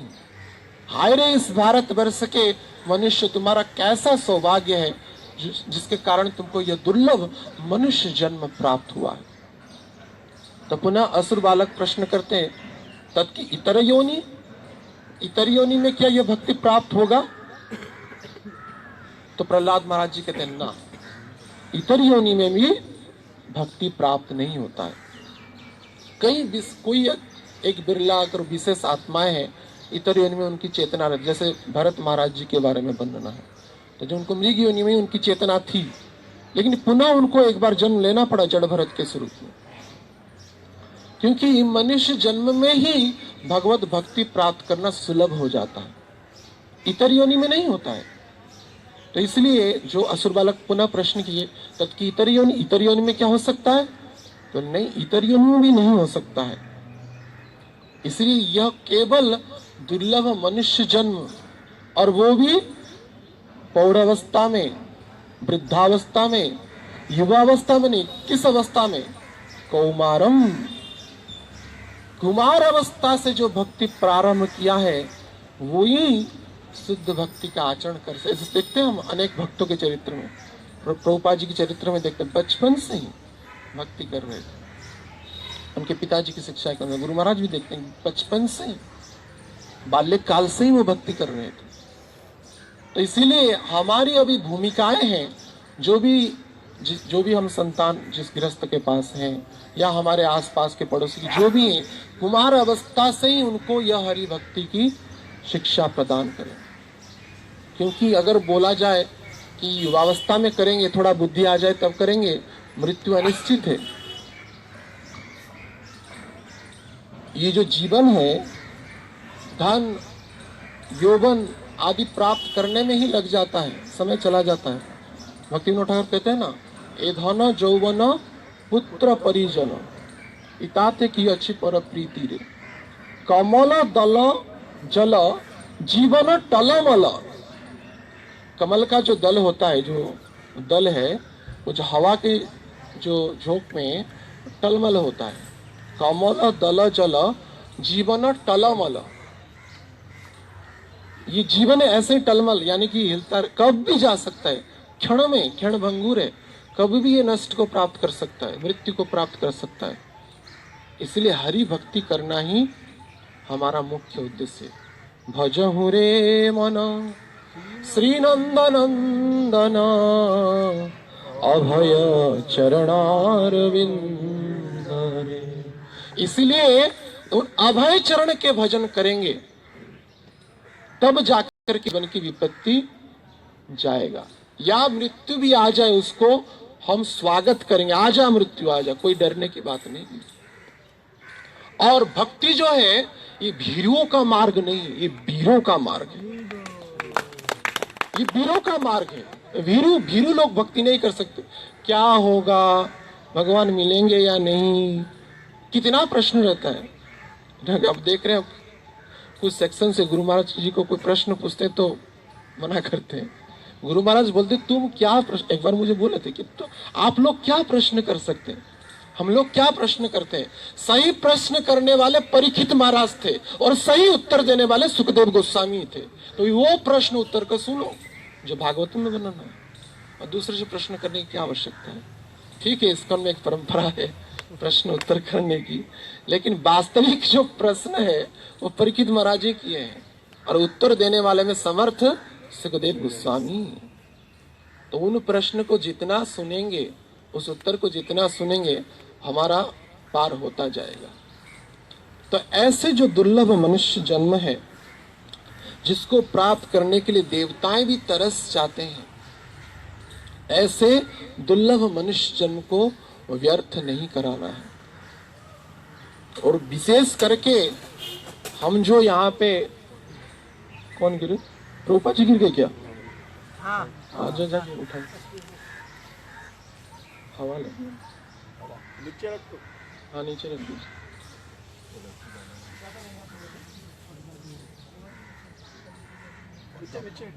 श्रील प्रभुपाद की। तो यह जो दुर्लभ मनुष्य जन्म है, जो कि पूर्णतः दुर्लभ है, और उसमें भी जो भक्ति में जो जीवन हमको प्राप्त हुआ है और भी दुर्लभ है। बहुनाम जन्मांते ज्ञानी माम प्रपद्यन्ते, और उसमें वासुदेव सर्वमितिम स महात्मा सुदुर्लभम, भगवान कृष्ण भी कह रहे हैं गीता में। जो वासुदेव के चरणों में सर्वात्मा रूप से भजन करते हैं, पूर्णतः समर्पित है, ऐसे महात्मा पूर्णतः दुर्लभ है। तो ऐसा दुर्लभ मनुष्य जन्म ऐसे ही प्राप्त नहीं हुआ है, अनेक स्वीकृति से। पुनः कहते 84 लक्षणाम जीवम, यानी कि 84 लाख जीव जोनि को पार होने के बाद यह मनुष्य जन्म मिला है। इतनी समय हमारा व्यर्थ में चला गया। ऐसा नहीं कि 84 लाख जीव जोनि एक बार मिला है। मनुष्य जन्म मिला, पाप कर्म में लिप्त रहे, पुनः नरक गए, पुनः भोग वृत्ति के कारण किसी योनि में जाना पड़ा। ऐसे पुनरपि मरणम पुनरपि जन्मम जननी जठरे शयनम। यहाँ पे जननी सिर्फ मनुष्य की नहीं है, किसी भी जीव की हो सकती है। तो ये जो दुर्लभ मनुष्य जन्म हम सबको प्राप्त हुआ है, ऐसे ही व्यर्थ नहीं करना है, हरि भक्ति करना ही है, नहीं तो ये व्यर्थ चला जाएगा। यहाँ पे जो धर्म के बारे में आचरण किया जा रहा है, कोई कर्म कांड ज्ञान कांड नहीं है, पूर्णतः भक्ति के बारे में बताया जाता है। जिस भक्ति का परिचय प्रहलाद महाराज पहले ही दे दिए, नवधा भक्ति के बारे में, श्रवण कीर्तन आदि। तो ऐसे श्रवण कीर्तन करने का जो परम सौभाग्य हम सबको प्राप्त हो रहा है, दुर्लभ मनुष्य जन्म में होता है, दूसरे जन्म में नहीं होता है। ऐसा ही बताएगा, हम पूर्व में आलोचना किए थे कि 12 मनुष्य जन्म मिलने के बाद भी 12 जो जन्म है, साधारणतः जो पहला मनुष्य जन्म होता है, अनेक तमगुणात्मक कार्य क्रियाकलाप करता है। और जो देखते हैं ना, जो देवी के भक्त होते हैं, बलि चढ़ाते हैं, हिंसा करके भक्ति करते हैं, तांत्रिक उपायों से कुछ क्रिया करते हैं, ऐसे जो होते हैं तमगुणात्मक भजन करने के कारण वो जानती देवव्रता देवान पितृ जानती पितृभ्य भूतानि जानती भूते, तो भूतों का आराधन करने वाले भूत बन जाते हैं। ऐसे तमगुणात्मक साधना के बाद, अनेक जन्म के बाद पुनः राजसिक प्रवृत्ति में भक्ति करते हैं लोग। राजसिक के बाद सात्विक भक्ति करते हैं, यानी कि हम सब इस पार, ये जो सब स्थान को पार करते ही आए हैं, कहा आसमान से टपके नहीं है हम सब ये सब करके ही आए हैं। राजसिक भक्ति के बाद सात्विक भक्ति करते हैं। सात्विक भक्ति में पहला 12 जन्म ब्रह्मा जी का भजन करते हैं, उसके बाद 9 जन्म दुर्गा जी का भक्ति करते हैं पुनः, और उसके बाद पुनः 7 जन्म गणेश जी का भक्ति करते हैं। उसके बाद 3 जन्म सूर्य नारायण की भक्ति करते हैं। तदतु उसके बाद कोई विष्णु भक्ति करता है। तो ये सब पार करते हुए आए, तो ये इतना प्रीशियस है, प्रभुपाद जी बोलते थे, इतना इंपोर्टेंट है, इतना वैल्यूएबल है। इसलिए ये जो शब्द है अत्यंत महत्वपूर्ण है। भक्तों को हमेशा ये याद रखना चाहिए, दुर्लभम दुर्लभम दुर्लभम। क्या? मनुष्य जन्म। ये जो मनुष्य जो जन्म है अत्यंत दुर्लभ। बोलते हैं ना, संसार में कोहिनूर हीरा सबसे बड़ा दुर्लभ है, बड़ी कीमती है, लेकिन ये जीवन ही दुर्लभ है। दुर्लभम मानुष्यम जन्म, ये मनुष्य जन्म ही अत्यंत दुर्लभ है। ऐसे दुर्लभ मनुष्य जन्म को व्यर्थ नहीं कराना है। बड़ी कठिनाई से ये प्राप्त हुआ है। उसके बाद भी हरिभक्ति, उसके बाद ऐसा नहीं कि हरिभक्ति करना चाहिए, उसके बाद सूर्य नारायण की उपासना करने के बाद हरिभक्त तुरंत हो जाते हैं। थोड़ा रुचि रहता है, लेकिन बाधाएं बहुत रहते हैं। पहले से भी हम बोले थे कि बाधाएं बहुत रहता है। हाँ, कि लक्ष्य विघ्ना हरे ध्यान है। कोई बोलेगा तो आप बुलाते ना, चलिए प्रभु जी जगन्नाथ जी का दर्शन करने के लिए जाएंगे। नहीं प्रभु जी, काम है बहुत है, बैंक जाना है, वो सौदा खरीदना है, ये करना है, वो करना है। तो जैसे अगर कुल मिला के देखा जाए तो 1 लाख विघ्न है हरि भक्ति करने में। लक्ष्य विघ्ना हरे ध्यान, तदर्थम हरि मंदिरे, हरि के मंदिर जाने के लिए 50,000 विघ्न आ जाते हैं। राधा रास बिहारी का दर्शन करना इतना आसान नहीं है। 50,000 विघ्न को पार करेंगे तब जाकर के रास बिहारी का दर्शन होगा। लक्ष्य विघ्न हरे ध्याने तदर्थम हरि मंदिर तदर्थम जाह्नवी स्नाने। अब बोलेंगे प्रभु जी चलिए गुरु महाराज जी का कथा है हरिद्वार में, गंगा स्नान करेंगे, कथा रूपी गंगा में भी स्नान करेंगे। नहीं प्रभु जी ये काम है वो काम है। क्यों कि तदर्थम जाह्नवी स्नाने 25,000 विघ्न गंगा जी में स्नान करने के कारण हो जाता है। वो गंगा जी को स्नान करने के लिए कली नहीं देगा, स्नान करेंगे तो पाप चला जाएगा ना, तो उनका टीम कम होता जाएगा। वैष्णव लोग जैसे चाहते हैं कि सभी भक्त हो जाएं। परम पूज्य गौरगुंज महाराज कहते थे कि मैं चाहता हूं कि संसार में हर एक तिलक कंठी होने वाले हो जाए। ये लोभ रहता है। हम अपना टीम को बढ़ाना चाहते हैं। ये कोई हमारा टीम नहीं है, ये अपना नित्य दासत्व का बस परिचय प्रदान करना है। जो भूल गए भूले भुलैया को अपने निज घर के ओर ले जाना है। Go back home, back to godhead, Prabhupada ji जो बोलते थे। तो भूले भुलैया को भगवान के धाम को ले जाना ही तो है। तो ऐसे ही कली भी चाहता है कि मेरे टीम बढ़े। चाहते हैं ना। हम देख, और उनका जो प्रभाव बहुत ज्यादा होता है। हमेशा ये उदाहरण देखते हैं, कभी भी ट्रेन में आते हैं देखते हैं, और सिगरेट पीने वाले दूर एक बैठा है, इधर बैठा है, तो पता नहीं कुछ 5-10 मिनट वो उसको देखता है, वो उसको देखता है और निकट चले जाते हैं। ना परिचय ना कुछ कांटेक्ट वगैरह नहीं है, लेकिन पास जाकर के एक ही सिगरेट को 2 पान करते हैं। अगर ट्रेन में हम कभी जब कथा होता था गुरु महाराज जी का वृंदावन में, उड़ीसा से हम आते थे, तो कीर्तन करते हुए बीच बीच में कीर्तन करते थे। कोई गृहस्थ भक्त का विग्रह होता था, तो वहां पे तो बलराम जयंती के दिन हम निकलते थे, मुझे याद है। तो गुरु महाराज जी का कथा होता था, कभी कर बलराम जयंती का वो उसी दिन ही निकलते, तो वहां पे अभिषेक होता था, ट्रेन में ही अभिषेक होता था, तो कीर्तन होता था। तो कुछ लोग बोलते अरे क्यों हल्ला मचा रहे हो, कुछ काम नहीं है तुम सबका। वो बोलते हैं हल्ला मचाना बोलते हैं। और देर रात तक बड़ी बड़ी डेक बजा करके भौतिक गाना सुनते रहेंगे, नृत्य करते रहेंगे, उसमें उनको कोई डिस्टर्बेंस नहीं। जगन्नाथ जी की बात है। लेकिन इनमें उनको डिस्टर्बेंस हो जाता है, बाधा हो जाती है।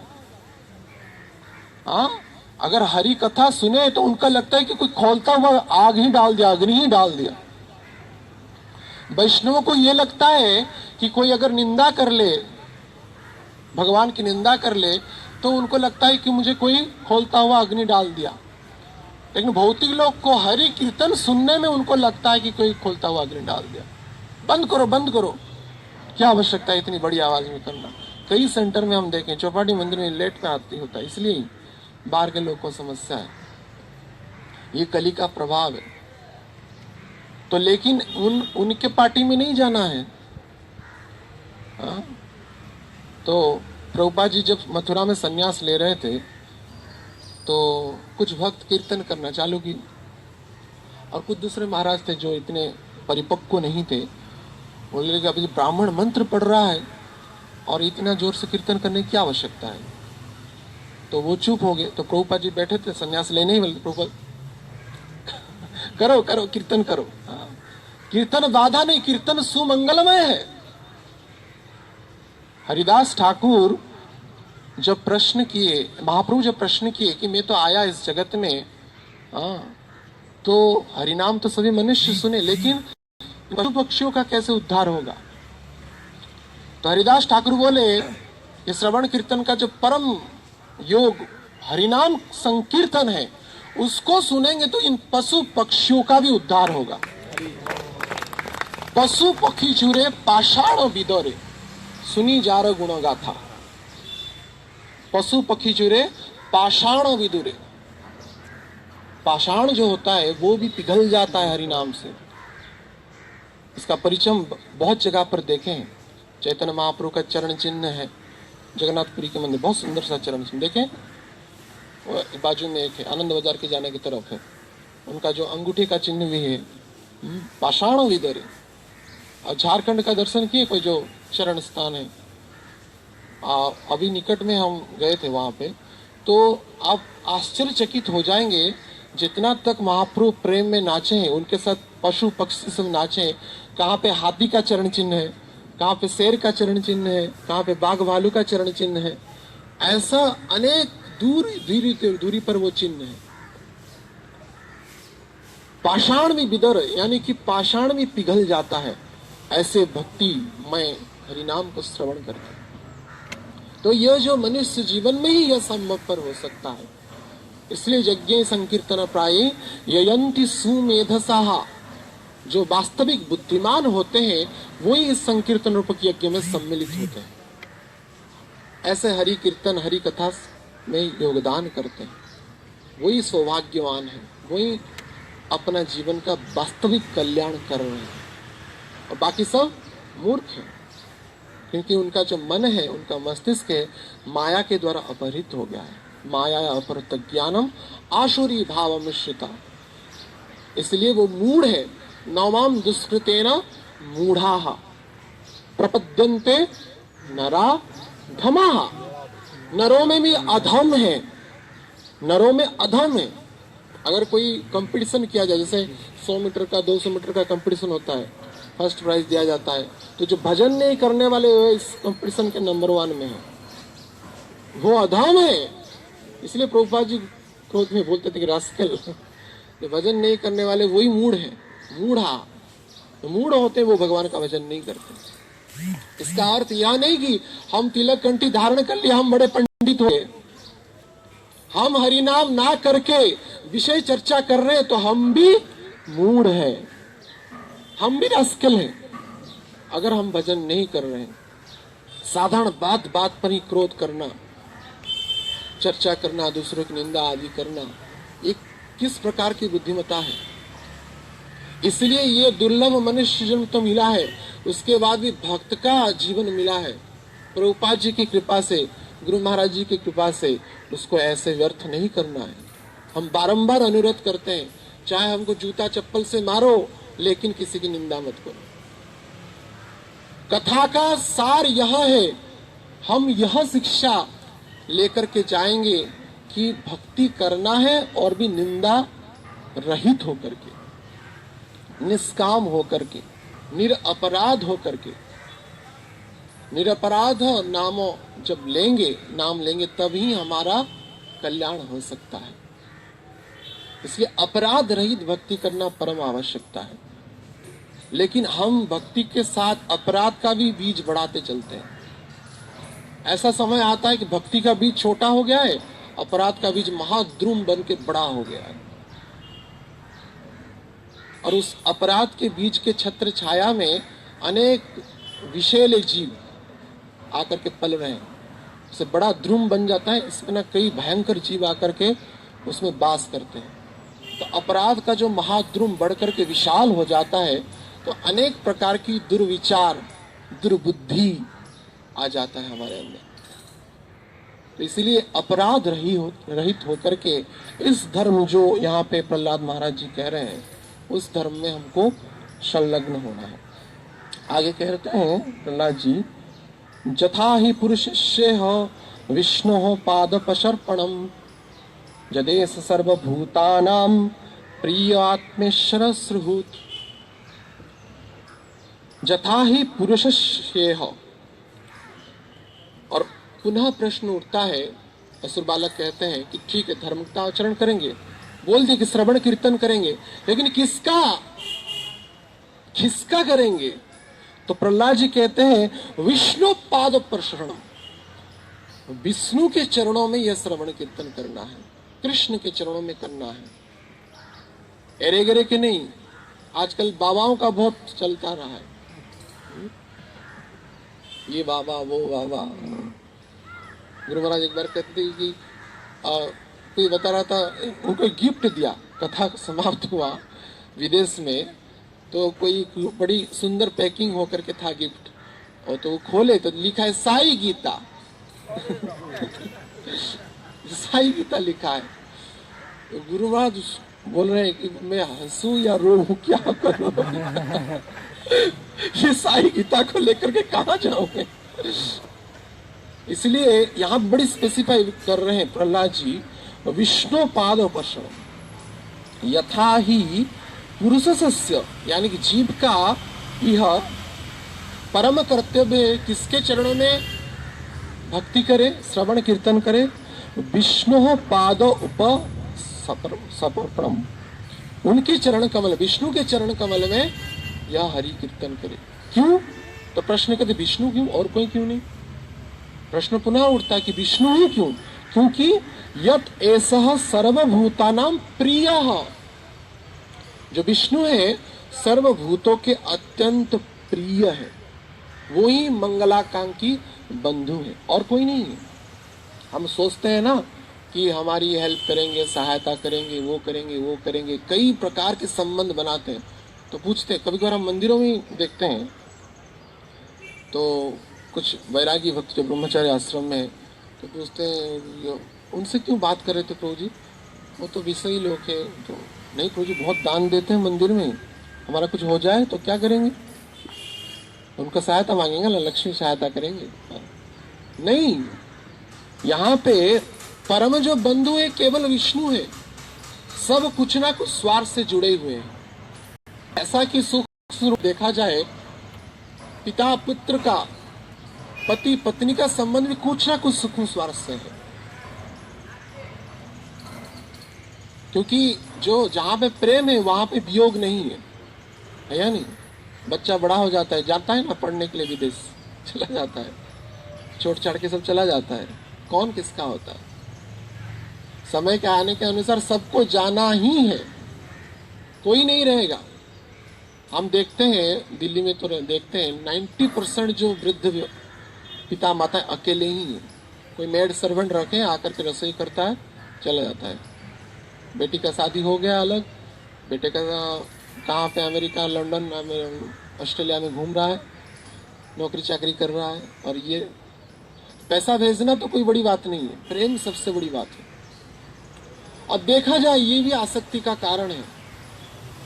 बंधु एकमात्र कृष्ण ही है, और ये जो जगत है बंधुओं से शून्य है, कोई बंधु नहीं है, भगवान ही एकमात्र बंधु है। इसलिए प्रहलाद जी कह रहे हैं सर्वभूतानाम, ऐसा नहीं कि सिर्फ मनुष्य का, सभी के बंधु है, परम बंधु है, सर्वभूतानाम प्रिय आत्मेश्वर। और कहाँ पे है? ऐसा नहीं कि बड़ी दूर जगह पे है, वो राष्ट्रपति भवन में बैठे, अमुक जगह में बैठे, नहीं, आत्मा में ही है, परमात्मा के स्वरूप में विराजमान है। ईश्वर परम कृष्ण हृदय दिष्टन्ति अर्जुन, हृदय के अंदर में विराजमान में। ऐसे मंगलाकांक्षी बंधु कौन हो सकता है जो इतना निकट में है? कोई है क्या इतना निकट? हृदय में ही है, हृदय बिहारी है वो। एक कवि बोलते कि कोई बोलता है बांके बिहारी, कोई बोलता है स्नेह बिहारी, मैं तो बोलता हूँ हृदय बिहारी। और हृदय के बिहार में है, विहार करते रहते हैं। वास्तविकता यही है, हर एक के हृदय में है और विहार करते हैं। जो भी सत्चिंता, जो भी सत्कर्म हम करते हैं भगवान के प्रेरणा से ही करते हैं, और जो भी बुरा कर्म करते हैं अपनी निजी इच्छा से करते हैं। हमारी जो स्वाधीनता है, उसका जो अनुस्वाधीनता है, उसका हम अपव्यवहार करते हैं। जो भी गलत करते हैं हम अपनी इच्छा से करते हैं, लेकिन जो सही करते हैं किसकी इच्छा से करते हैं? किसकी प्रेरणा से? भगवान की प्रेरणा से करते हैं। इसलिए प्रिय, सबसे प्रिय वही है। अंडास्तरस्त परमाणु चयांतरस्तम, भगवान अणु परमाणु सभी में प्रविष्ट हो गए, क्योंकि बड़े कृपालु हैं। हर एक जीव के हृदय के अंदर में प्रविष्ट हो गए। ऐसे दयालु भगवान को छोड़ करके किसका भजन किया जाए? इतने दयालु हैं। और सुहृद, अंतिम में कह रहे सुहृद, सुहृद यानी कि सबसे शुभ चिंतक है। भगवान के जैसा और कोई शुभ चिंतक नहीं हो सकता है। गीता में भगवान कह रहे सुहृदम सर्वभूतानां ज्ञात्वा मां संतरिच्छति। भगवान ही सबसे बड़े सुहृद है, मंगलाकांक्षी बंधु है। ऐसे मंगलाकांक्षी में ना सिर्फ भगवान है, अपितु बड़े सबसे बड़े मंगलाकांक्षी बंधु हैं। ऐसा कोई नहीं हो सकता है। ऐसा नहीं कि सबसे ऊंचे आसन पर बैठे हैं गोलक वृंदावन में, वैकुंठ में, कौन उनके पास जा सकता है या नहीं? भगवान सबसे प्रिय है और सबसे निकट है, लेकिन सबसे निकट जो है उनको हम कुछ बोलते नहीं, दूसरों को बोलते रहते, ये समस्या है, वो समस्या है, ये करो, वो करो। और कई बार जाते देखते ना, हम प्रणाम करते हैं, बोलते हैं ये समस्या है, आप कृपा करके इसको निवारण कर लीजिए। लेकिन भगवान तो सब जानते हैं, क्योंकि वो हृदय विहारी हैं, वो तो हृदय में विहार करते हैं, तो उनको तो सब पता है, उनको कोई अलग से बोलने की आवश्यकता नहीं है। वो बुरे पिता नहीं है, वो सबसे बेस्ट पिता है, सबसे श्रेष्ठ पिता है। तो वो पिता क्या अपने पुत्र का विचार नहीं करते? अभी तो हमारे कुविचारों के कारण वो ज्यादा दुखी थे, क्योंकि हम सत्य संतान नहीं है, अपने पिता का बात नहीं करते, मान सुनते नहीं। भगवान बोलते मनमना भवो मद भक्त मद जाची माम नमस्कुरु, उतना भी नहीं करते। प्रभुपाद जी बोलते थे कि भक्तों को तो कम से कम 3 बार प्रणाम करना ही चाहिए भगवान, उतना भी नहीं करेंगे तो क्या बोला जाए। भगवान लास्ट बोल दिए कि मनमना भव नहीं हो रहे ठीक है, मद भक्त नहीं हो रहे तो ठीक है, मद जाची नहीं हो रहे तो ठीक है, अरे कम से कम माम नमस्कुरु, मुझे तो प्रणाम भी करो, उससे भी समस्त पाप तुम्हारा चला जाएगा। प्रणाम करने से ही प्रत्येक पाप जो चला जाता है, प्रणाम की परम विधि है। पहले भी बोले थे गुरु महाराज, एक बार भुवनेश्वर की एक बात था, एक ब्रह्मचारी थे, वो नीम का पत्ता खा खा करके पागल जैसा हो गया। तो हम पूछे कि ये ऐसा क्यों हो गया? तो गुरु महाराज बस बोले 3 बार प्रणाम कर रहे थे ना, बस हो गए, पार लग गए। भक्ति बड़ी सहज है और सुलभ है, ऐसा नहीं कि बड़ी कठिनाई से, बड़ी अनेक कठिनाई से उसको जाना पड़ेगा, वो मार्ग में जाना पड़ेगा, चलना पड़ेगा, ऐसा नहीं है। सहज है और सुलभ भी है, अत्यंत सुलभ है। और सुलभा भक्ति को प्राप्त करना भी सहज है महाप्रभु की कृपा से। महाप्रभु तो जबरदस्त देते हैं, ब्रह्मार दुर्लभ प्रेम सभा कार्य जाचे, अधम पति तो पामर किछु नहीं बाचे। कितना भी अधम हो, कितना भी पतित हो, कितना भी निकृष्ट हो, वो देखते नहीं, वो निरंतर रूप से ये भक्ति का सूत्र प्राप्त करते ही जाते हैं, हरिनाम प्रदान करते ही जाते हैं। एक बार कोलकाता में बागबाजार गौड़िया मठ के द्वारा माने महागौड़ीय सम्मेलन हो रहा था, अनेक साल पहले की बात है, प्रभुपाद जी का प्रकट के बाद, शायद 80 की बात है, 1980 की। तो अंतिम में निष्कर्ष हुआ कि महाप्रभु का प्रचार सर्वत्र होना चाहिए, और लेकिन निष्कर्ष निकला कि हमारे संस्था के द्वारा, गौड़ीय मिशन के द्वारा ये उस लेवल पे प्रचार क्यों नहीं हो सका। तो एक अंत समीक्षा करने लगे। तो एक महाराज जी अपने उस बाद समीक्षा में बोले कि ये प्रभुपाद जी की, तो क्यों, कारण क्या था? तो कई तो अनेक सन्यासी भी अनेक जाकर के चेष्टा किए थे कि भजन का जो हरि नाम का प्रचार हो सर्वत्र, लेकिन उसमें वो क्यों सक्सेस नहीं हुए, कृतकार्य क्यों नहीं हुए। तो महाप्रभु का जो आदेश था वो उसका पालन सही रूप से केवल प्रभुपाद जी ही की, इसके कारण उनको इतनी सफलता मिली। क्या आदेश था? जारे देखो तारे बोलो कृष्ण उपदेश, जिसको भी देखो उसको कृष्ण का उपदेश दो। तो गुरु महाराज भी बोलते हैं कम से कम हरे कृष्ण तो बोलना ही चाहिए, हर एक को, चाहे जिसको भी देखो, चाहे वो रिप्लाई करे या ना करे, हरे कृष्ण तो बोलना ही चाहिए। इसलिए जारे देखो तारे बोलो कृष्ण उपदेश, ये बात का सही रूप से पालन प्रभुपाद जी ने किया। वो हिप्पियों को हैप्पी बना दिए। क्यों? ऐसा नहीं सोचे कि ये इतना नीच है, ये है, वो है। ये जा रहे, हर एक के हृदय में भगवान है। यहाँ पे जो बताया जा रहा है, जो सर्वभूतानां प्रिय आत्मा ईश्वर, जो आत्मा के ईश्वर है, परमात्मा है, वो हर एक के हृदय में है। तो हम कैसे बोल सकते हैं ये छोटा है, ये बड़ा है? ये गरीब है, ये धनी है, सब तो कृष्ण के ही संतान है। तो प्रभुपाद जी ने उस आदेश का पालन किया। महाप्रभु का जो आदेश था, चारे देखो तारे वलो कृष्ण उपदेश, अमार आज्ञा गुरु हैया तारे एक देश। इसके कारण ही प्रभुपाद जी को इतना बड़ी सफलता मिली। महाप्रभु का जो आज्ञा को पूर्ण रूप से प्रभुपाद जी पालन किए, इसके कारण इतनी कम समय में 108 मंदिर निर्माण, इतनी बड़ी व्यवस्था, और आगे कितना बढ़ गया ये।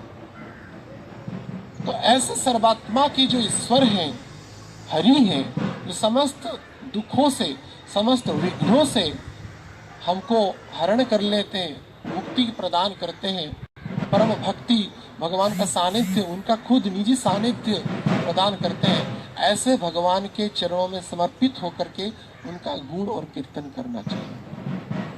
ऐसे भगवान की बारे में चर्चा करना चाहिए, उनकी लीलाओं के बारे में श्रवण करना चाहिए, उनकी लीलाओं के बारे में बारंबार कीर्तन करना चाहिए। यह ही जीवन का आधार हो। इस उद्देश्य के ओर हमको जाना चाहिए। प्रहलाद महाराज जी असुर बालों को ये शिक्षा देते हैं। और इसका अर्थ नहीं कि अगर कोई थोड़ा करके चला भी जाए तो उसका कोई नुकसान है। इसमें थोड़ा भी, इस महाअग्नि में, महायज्ञ में थोड़ा सा भी कोई घृत डाल दे, हल्का सा, तब भी उसको भगवान परम स्वरूप में ग्रहण करते हैं। स्वल्पम अपि यस्य धर्मस्य त्रायते महत् भयात्। थोड़ा सा, बहुत माइन्यूट, इतना भी हो जाए तब भी भगवान उसको बहुत बड़ा मानते हैं, बहुत बड़ा मानते हैं। तो एक भक्त बोल रहे थे, कोई एक पंजाब का कोई व्यक्ति था, तो उसका पत्नी का वियोग हो गया, तो उसका नाम था किशोरी। तो किशोरी किशोरी चिल्लाते वो पागल हो गया, और उसका सुध बुद्ध नहीं रहा। कभी कभार किसमें चाहता था, नंगा हो जाता था, कुछ करता था। ऐसे होते होते एक बार ट्रेन में बैठ करके मथुरा आ गया। तो कोई स्टेशन में कुछ भोले भाले ब्रजवासी मिल गए, और वो बोला कि किशोरी कहाँ है। हमें हर एक को किशोरी जी का एड्रेस पूछता रहता था, और बोलता था किशोरी, ऐसे चिल्लाता था। और तो ये लोग तो इनको किशोरी पागल बोलते थे। ज्यादा साल पहले की बात नहीं है, तो उनको किशोरी पागल बोलते थे। अरे तो बोलता था किशोरी, ऐसे चिल्लाता था। और कोई पूछता, अरे किसको ढूंढ रहे हो? मैं किशोरी को ढूंढ रहा हूँ। तो हर एक जगह में तो ढूंढता रहा, कहाँ पे पाया नहीं। संयोग से मथुरा चला आया, तो कुछ भोले वाले ब्रजवासी मिल गए। जब किशोरी किशोरी चिल्लाया तो बोले, उनको क्या ब्रजवासी भाषा में बोलने लगे। हाँ हाँ हाँ, तो बोले कि तो किशोरी कहाँ है? अरे किशोरी क्या है, इतना सा पता नहीं है तुमको? इतना सा बात पता नहीं? किशोरी वर्षाना में। अच्छा वर्षाना है, तो वर्षाना, तो हर एक को वर्षाना का एड्रेस पूछते हुए चला, और मध्यरात्र में पहुंचा वर्षाना तक। तो वहां पे भी कई एक भक्तों को देखा, तो बोला कि किशोरी कहाँ है? किशोरी जी तो मंदिर में है, और पट बंद हो गया, कब खुलेगा? बोले कल सुबह खुलेगा मंगला में। तो उसके बाद फिर से, अब जब सब शांत स्निग्ध होकर के शयन को प्राप्त किए, सो गए सभी, और वो तो किशोरी के वियोग में पागल था, और फिर से बोला किशोरी, बोलने लगा। और इधर राधा रानी नित्य लीला में भगवान कृष्ण के सहित अभिसार होने के लिए जा रहे हैं, पटोत्सव के सहित, माने बाजा बज रहा है, माने जो राधा रानी का अवगाहन होता है, कृष्ण के लिए अभिसार के लिए जाते हैं, पुष्प वृष्टि हो रहा है, सुगंध जल छिड़का जा रहा है, इधर ये बुला रहा है किशोरी। तो राधा रानी स्वयं नित्य लीला में ललिता जी को बोली, अरे मेरा नाम को कौन बोल रहा है? तो ललिता जी बोले, नहीं ये तो एक विषयी व्यक्ति है, अपना पत्नी के वियोग में ऐसा बोल रहा है, उसका पत्नी का नाम किशोरी। तो राधा रानी बोली, अरे संसार में मुझको छोड़ करके और कोई किशोरी हो सकता है क्या? और कोई नहीं है किशोरी, सब तो वृद्धावस्था को प्राप्त, वो तो मर गई, वो कैसे किशोरी है? वो तो मर ही गई। तो बोले उसको बुलाओ, हमको ढूंढ रहा है, और किसी को नहीं ढूंढ रहा है, हमको ही ढूंढ रहा है। तो ललिता जी प्रकट हो गए वो किशोरी पागल के यहाँ, वो देखकर आश्चर्यचकित होगा, इतनी परम सौंदर्य की जो मूर्ति है। और देखते ही ललिता जी बोले कि किशोरी जी बुला रहे हैं, चलो चलो किशोरी जी का दर्शन पकड़ ली। किशोरी जी बुला रहे हैं, चलो चलो। तो किशोरी की तरफ गए और किशोरी को राधा रानी को देख करके कौन माने अपना सजीव अवस्था में रह सकता है, शुद्ध बुद्धि हो जाए, मंत्र मुग्ध हो जाए। परम अमृत के स्रोत हैं राधा रानी कृष्ण, मदन मोहन मोहिनी। भगवान का मन को भी जो मोहित कर लेते हैं वो मदन मोहन मोहिनी है। वास्तविक शुद्ध भक्त अपना अनुभूति बताते हैं, जो प्रथम बार राधा रानी का दर्शन होता है पूर्ण सच्चितन आनंदमय स्वरूप में सहन नहीं होता, ये हृदय फट जाता है। उनका सौंदर्य को स्वीकार करना इस सूक्ष्म हृदय में संभव पर नहीं है, वो तो मूर्छित ही हो गया। देखते ही अरे इतनी परम सौंदर्य की प्रतिमूर्ति, और राधा रानी परम स्नेह का स्वरूप में उसका सिर को सहला लिया और किशोरी का नित्य सहचरी बन गया, यानी कि राधा रानी की नित्य सहचरी सखी बन गई। ये राधा रानी की अनुकंपा है। हे कृष्ण करुणार सिंधु, भगवान जो है ना करुणा के सिंधु है, कोई बिंदु नहीं है। तो हम जिसकी आराधना कर रहे हैं वो करुणा के सिंधु है, सामान्य बिंदु नहीं है, प्रेम के सागर है। बस उसमें आना है, अवगाहन करना है, भक्ति का परम अमृत प्राप्त करना है। और इसका केवल ही केवल मार्ग, जैसे कि यहाँ पे धर्म क्या विवेचना कर रहे हैं, किसका धर्म? तो श्रवण कीर्तन, उन भगवान के लीलाओं के बारे में श्रवण करना और उनके बारे में चर्चा करना। हरे कृष्णा कृष्णा कृष्णा हरे हरे, हरे राम राम राम हरे हरे। तो ऐसे हरि कीर्तन में, हरि भक्ति में जो निमज्जित होते हैं, इस दुर्लभ जीवन को, इस मनुष्य जीवन को वास्तविक सार्थक करते हैं। तो उन प्रहलाद महाराज की चरणों पर, उनके चरण रज के अनुकंपा से हम भी उन आचार्यों की कृपा प्राप्त करके उन भगवान के हरि कीर्तन में संलग्न हो। प्रत्येक समय में कीर्तनीय सदा हरि, ये परम वाक्य है महाप्रभु का। सदा, हर एक समय, कि सोयने की भोजने की बा जागरणे, अहर्निशि बोलो कृष्ण बोलो हो बदने। बोलो हरे कृष्णा कृष्णा कृष्णा हरे हरे, हरे राम राम हरे हरे। ग्रंथराज श्रीमद्भागवतम की, भगवान श्री नृसिंहदेव की, भक्त प्रबल भक्तराज श्री प्रहलाद महाराज की, जगत गुरु श्रील प्रभुपाद महाराज की, पतित पावन शील गुरु महाराज की, समवेत भक्त वृंद की, निताई गौर शितनाथ प्रेमानंदे। गुरुवंशी वाले की जय जय श्री राधे। हरे कृष्णा कृष्णा कृष्णा हरे हरे, हरे राम राम राम हरे हरे। कृपया करके एक बार इस ग्रेस मथुराधीश प्रभु नोएडा मंदिर से है, बहुत सुंदर, वहाँ पे पुजारी डिपार्टमेंट में है। और हमारे इस भोलेंद्र राधा बहन महाराज जी के प्रिय और कृपा पात्र शिष्य है, बहुत सुंदर भागवत कथा करते हैं। पिछली बार 15 दिन इस विषय पे चर्चा हुई थी और 7 दिन भी हुई थी। 15 से 22 दिन में भी प्रहलाद नरसिंह भगवान का चरित्र पूरा नहीं हुआ है, तो प्रयास कर रहे कि ये 7 दिन में पूरा कर पाए।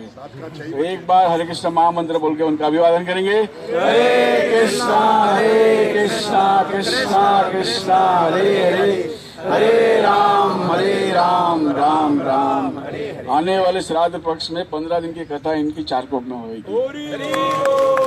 हरे कृष्णा कृष्णा कृष्णा हरे हरे, हरे राम राम राम। ये अपना समय निकाल के प्रभु जी करुणा देनीय भाव से हमको कथा कहते। एक बार हरे कृष्ण महामंत्र बोल के अभिवादन करेंगे। हरे कृष्णा कृष्णा कृष्णा हरे हरे, हरे राम राम राम। सुबह 6 बजे मंगला आरती, तत्पश्चात तुलसी महारानी जी की आरती, तत्पश्चात गुरु